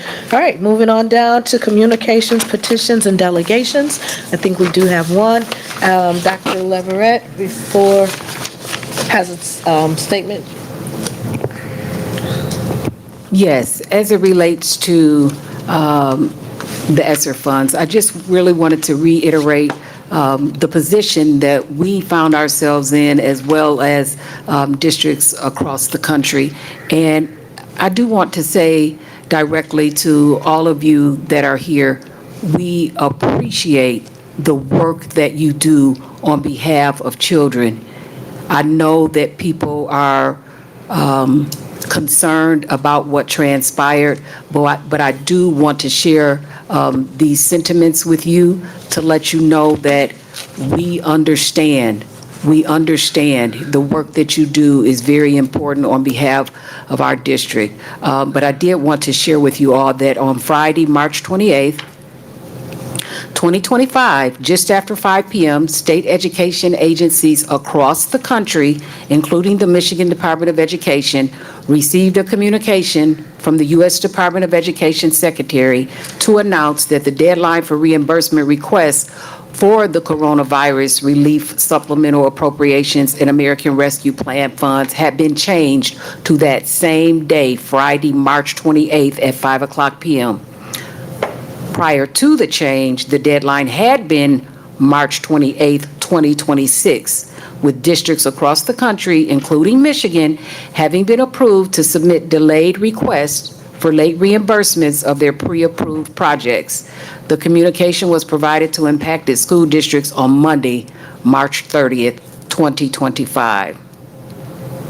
Fast forward to Tuesday, May 6, 2025, the U.S. District Court for the Southern District of New York granted a preliminary injunction to stop the U.S. Department of Education from canceling an extended timeline for school districts to request reimbursement for COVID-19 pandemic relief funds to improve safety, health, and air quality in school districts. This communication was provided to impacted school districts on Thursday, May 8, 2025.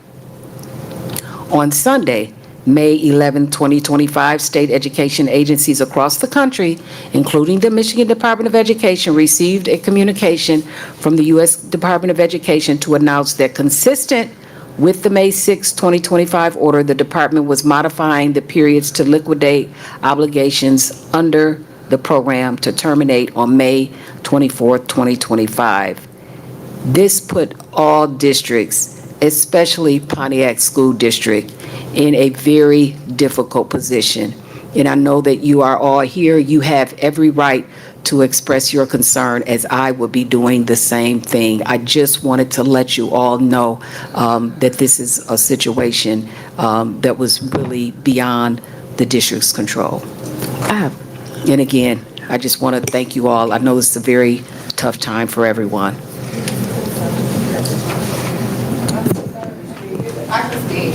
Yes. Let me read this brief statement for a second.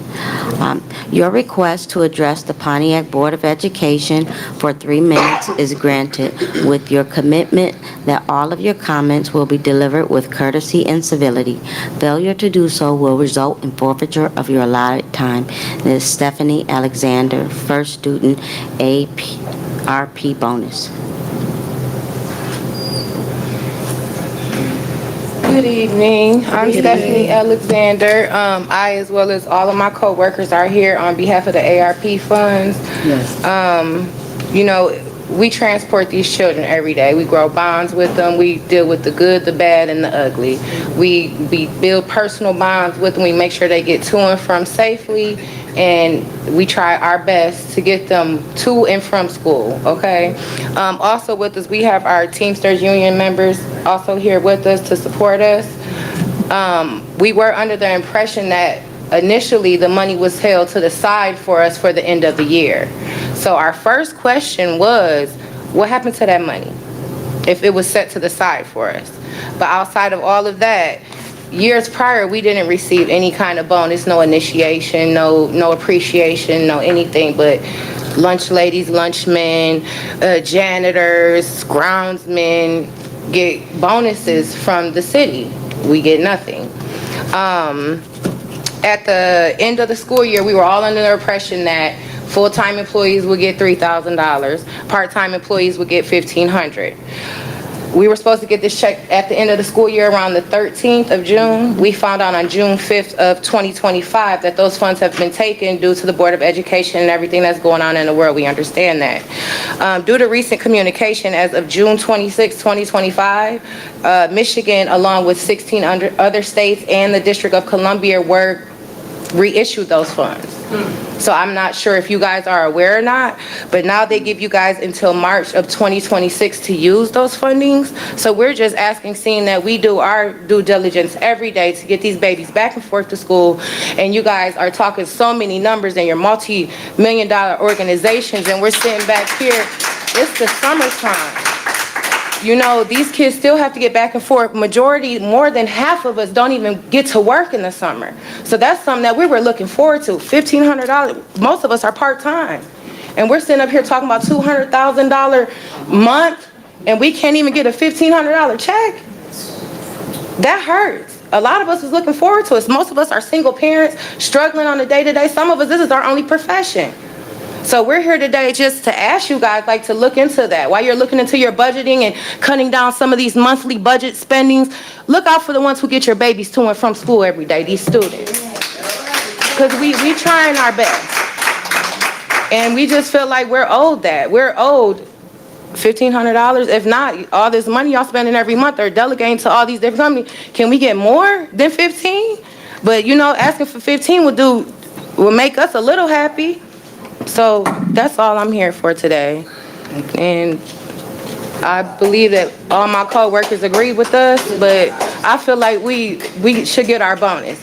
And if you guys want any information, I do have multiple documentations. I have actual articles and everything of them funds being reissued to those 16 states and the District of Columbia. So if you haven't heard about it, please look into it, because they are available only up until March of 2026. But we should have got that paycheck on June 13th. And thank you guys, and you are appreciated. Thank you.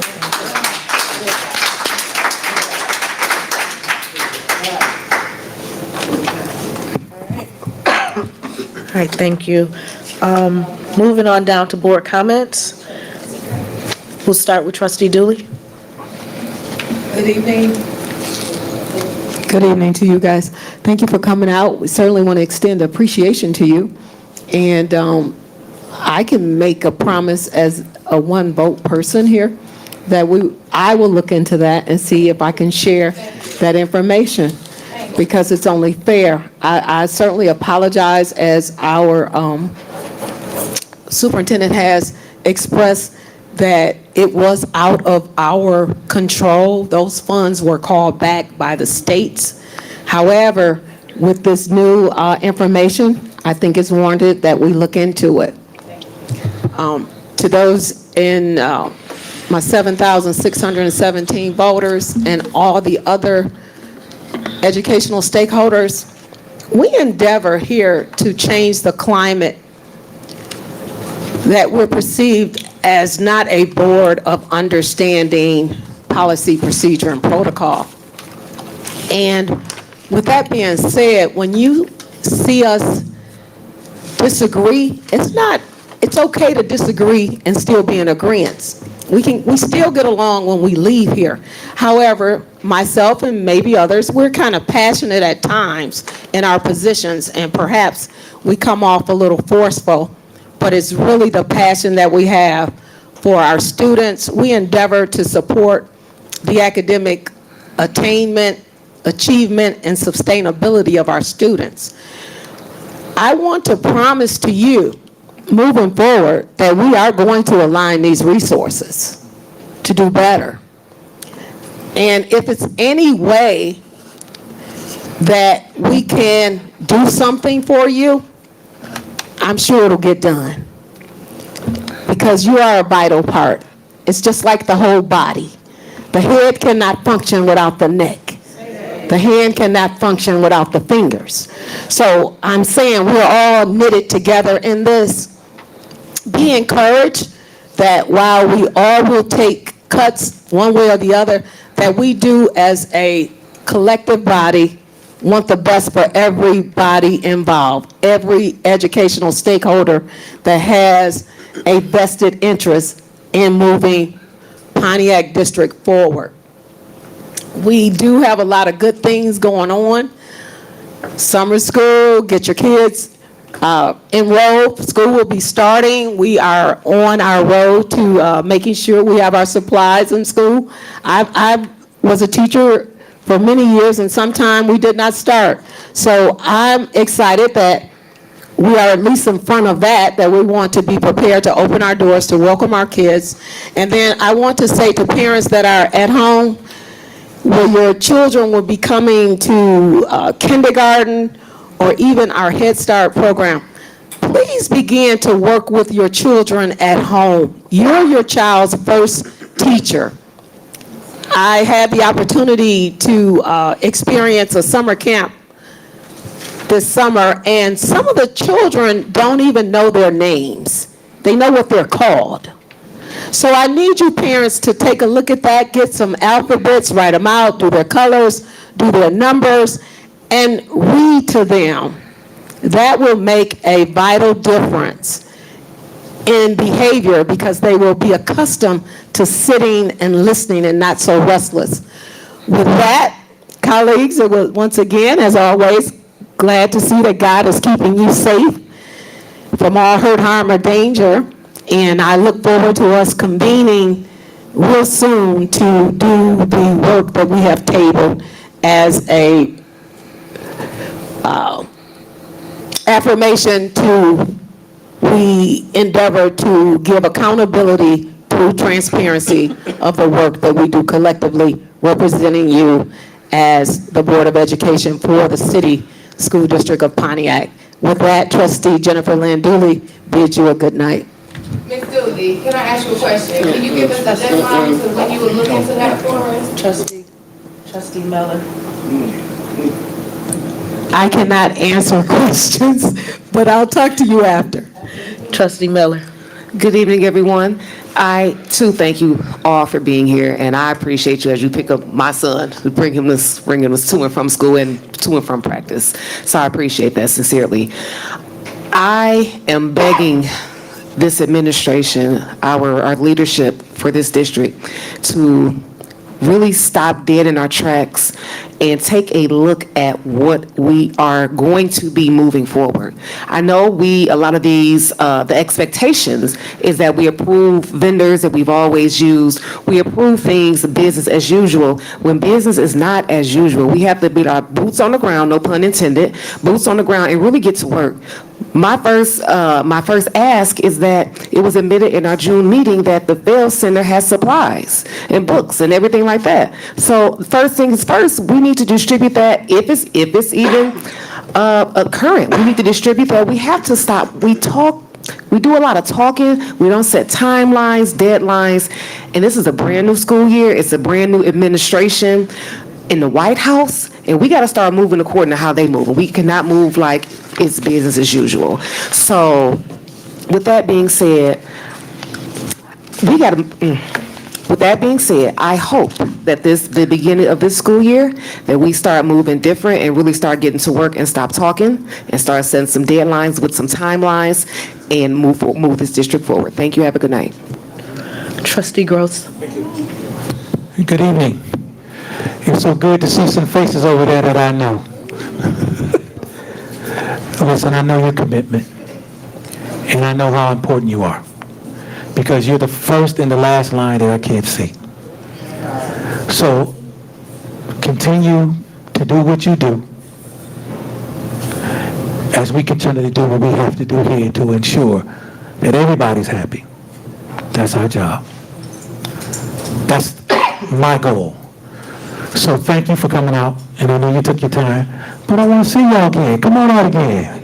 We just approved the candidates, and we want to see y'all at the meeting, so come on. Just don't look at us online. I enjoy seeing all of you. Thank you. I am so glad to be back. I missed the last meeting. I had surgery, and thank God everything went well, and I'm here.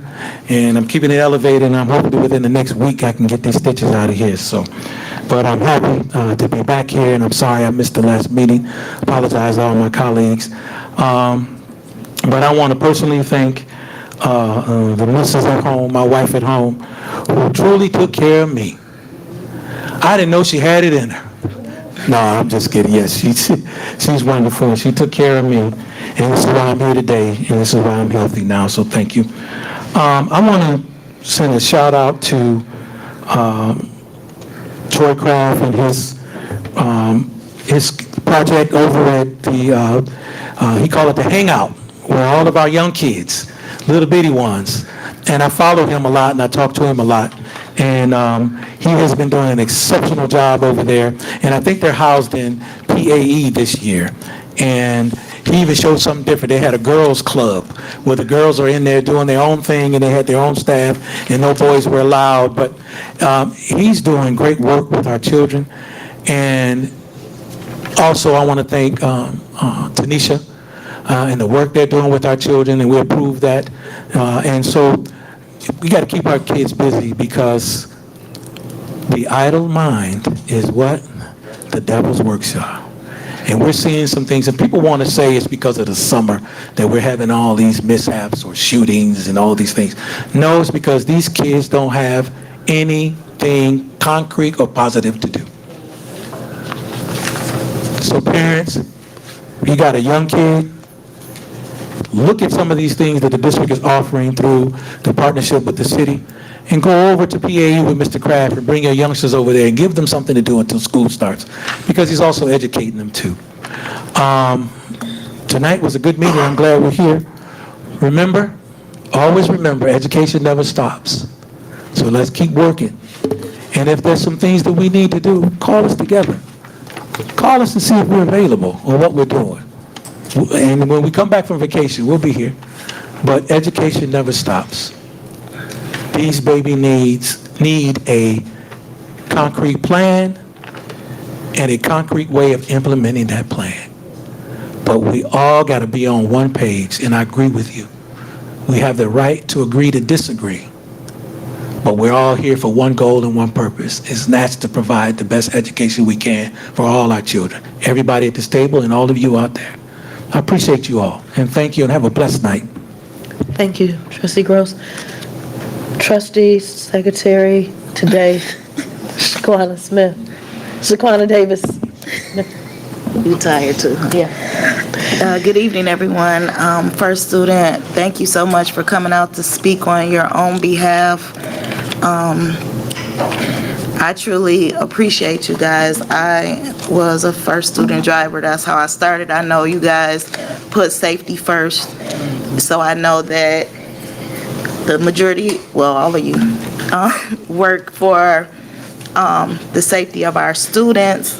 When we were in the comfort of our homes, you guys were out there during COVID, still feeding our children. And I felt that it was a disservice that you guys didn't get the bonus that you deserve. I feel that you deserve that plus more, because I've seen some tragic things happen when drivers aren't safe with the children and things like that, and we've never had that here at our district. And I appreciate you. I'm a driver, so I see you guys out there early in the morning waiting on your babies. I see, I think it's bus 77. Every child that walks on that bus is hugging her, and I'm sitting there like, oh my goodness, I'm gonna be late because she getting all the hugs and love early in the morning. But I appreciate that. I thank you guys for getting our babies there to school and home safely. And I know a lot of you do more than just get our babies home and into school safely. Y'all go above and beyond, purchasing clothes, food, mentoring our children and things of that nature. So I appreciate y'all. I always say that it takes a village to raise a kid. It takes more than just for us to be successful. It takes everyone, and it starts here from the head for us to all be successful. And hopefully that, I'm sorry, I forgot your name, but I know you are, y'all, I'm sorry, I'm tired. I can't even remember my yeah, Stephanie. I know that, I hope that what you read was the truth, and that we can look into those things or whatever, because you guys deserve that money. I said it from the beginning that because you were on that front line when all of us was at home in the comfort of our house while our family and friends was passing away from COVID and it was unknown. You guys were still out there serving food, and I heard a lot of you guys were getting sick and all of those things don't think we don't know what you guys went through.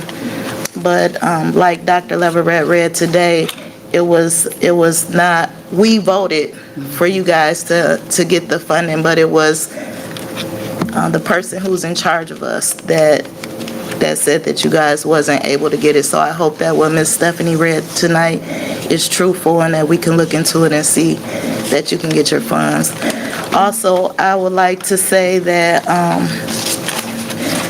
I wanted to piggyback on what Trustee Dooley stated, is that me being a kindergarten teacher and witnessing my first year, our students are coming to us in a disadvantage by not simply knowing their names, their alphabets, and things of that nature. And so it makes it harder for us to get them proficient for the first grade. So if I know parents be working and sometimes 2 and 3 jobs, so if we have our grandparents, our aunties, our uncles, our cousins, our siblings, if someone can just read to our students, can just teach them those alphabets, those sounds and stuff, that can help us tremendously. Also, what Trustee Gross said is we have a lot of things going on with the school district, with the cities, with other schools. If you would just enroll your children in some of those things, a lot of times you can get transportation to and from for those events. And I just pray for our city and that we are safe and that our kids are healthy and safe. And if you see something, don't go the other way. Please make a phone call, try to intervene and help our youth. Thank you, guys. Have a great night. Thank you. I'm sorry, VP Bowman. Thank you all so much for the service that you provide for the school district of the city of Pontiac. You all can be anywhere, but you all choose to be here with us, and it doesn't go unnoticed. We appreciate you all. Our community right now is in a very peculiar space. Unfortunately, our youth is going through a time of despair. We need to lock in and lock arms and really hone in as a community. I know that there are plenty of things that keep us separated and divided, but let's find the common cause and the common goals that keep us coming together. Our community, our space, our people, most of all our children, because they are our future.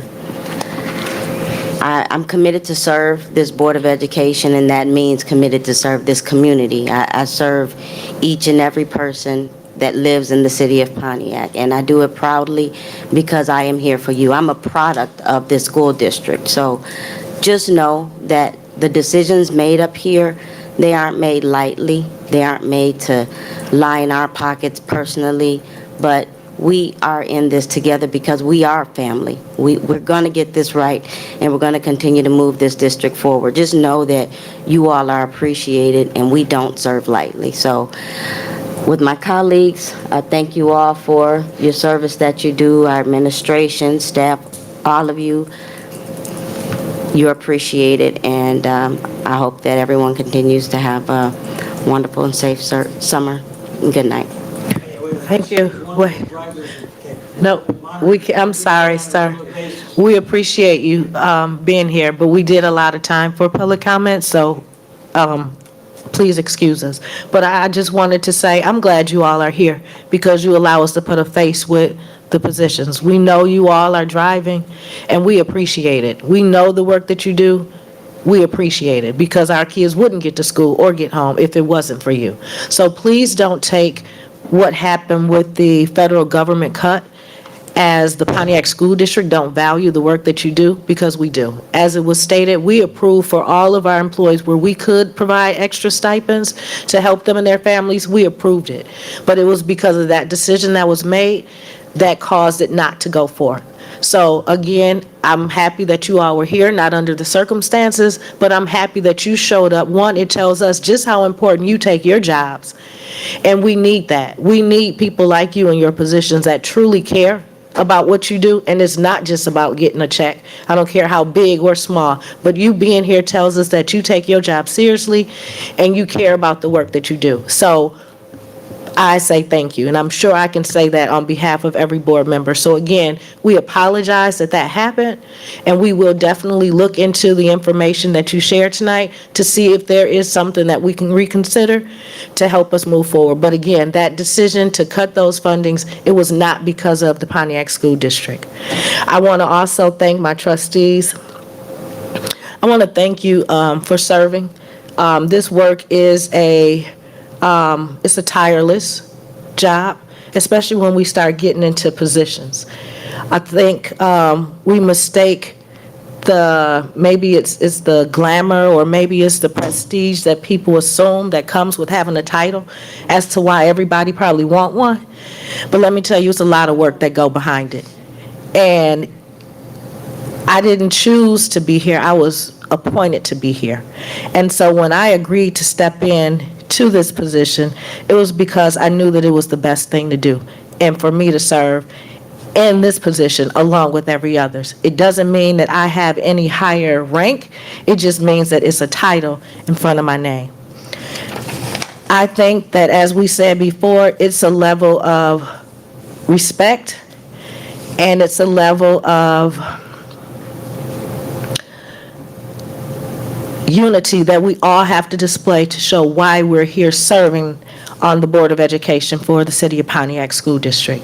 And I think if we constantly remind ourselves that our work is here because of the children and not because of a title, not because whatever accolades you think you will get because of a title, then I think we can move this district, we can address the business of this district a lot more efficiently if we keep that in mind. It has been a pleasure serving on this school board for the past 3 years. I will continue to serve on this school board for my remaining term, and I am hoping, now that we have our superintendent in place, that we can continue to move this district forward, because there is a lot at stake for the school district of the City of Pontiac, just as it is for every other public education institution in these states. We just received notification today that the Supreme Court agrees that the firing of more than 1,000 education department workers can proceed. When President Trump made his statement in his plan that he wanted to demolish the public education system, it's coming forth every day. So the things that we got to deal with in this district is beyond titles. It's beyond positions, because now it's then going to impact the lives of every student that attends school in this Pontiac School District. And so our concern should be more about what are we going to do to make sure that our students continue to receive the quality of education that they need, regardless of adult issues. Trump freezing $6.8 billion in education grants.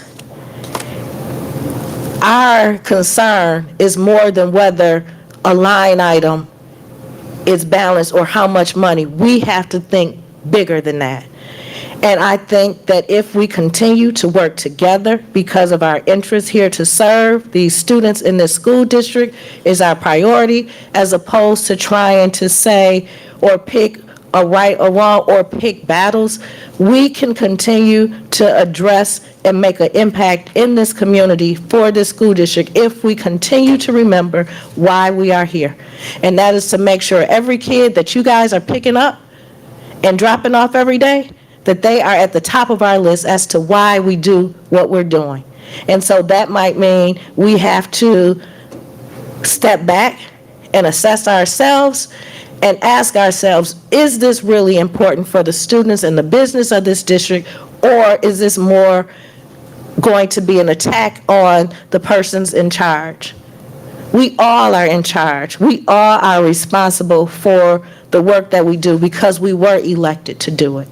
So I just want to say again, thank you to those of you that have voted to continue to leadership. It needs to be consistent if it's going to be effective. When we constantly change leadership, that's not a good sign of a stable school district or any type of organization if leadership is constantly being changed. So if we can continue to be consistent in our leadership, I think that's a step in the right direction to help us to get the results that we need. We have to work together and respect one another. As Trustee Dooley said, we might not disagree on everything, and that's okay. Anytime you have difference of minds or opinions or people, it's going to be a disagreement. That's okay. Families fight. Husbands and wives fight. But at the end of the day, you have to respect each other for the work that you're supposed to be doing.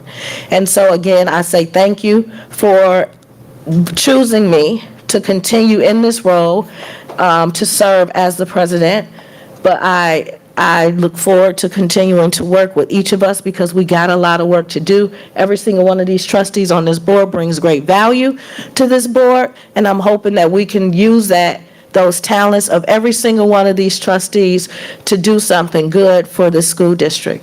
So with that being said, I thank you again. I thank you again for coming here to share with us your concerns. The time is now 8:13. Can I get a motion to adjourn this meeting? Support.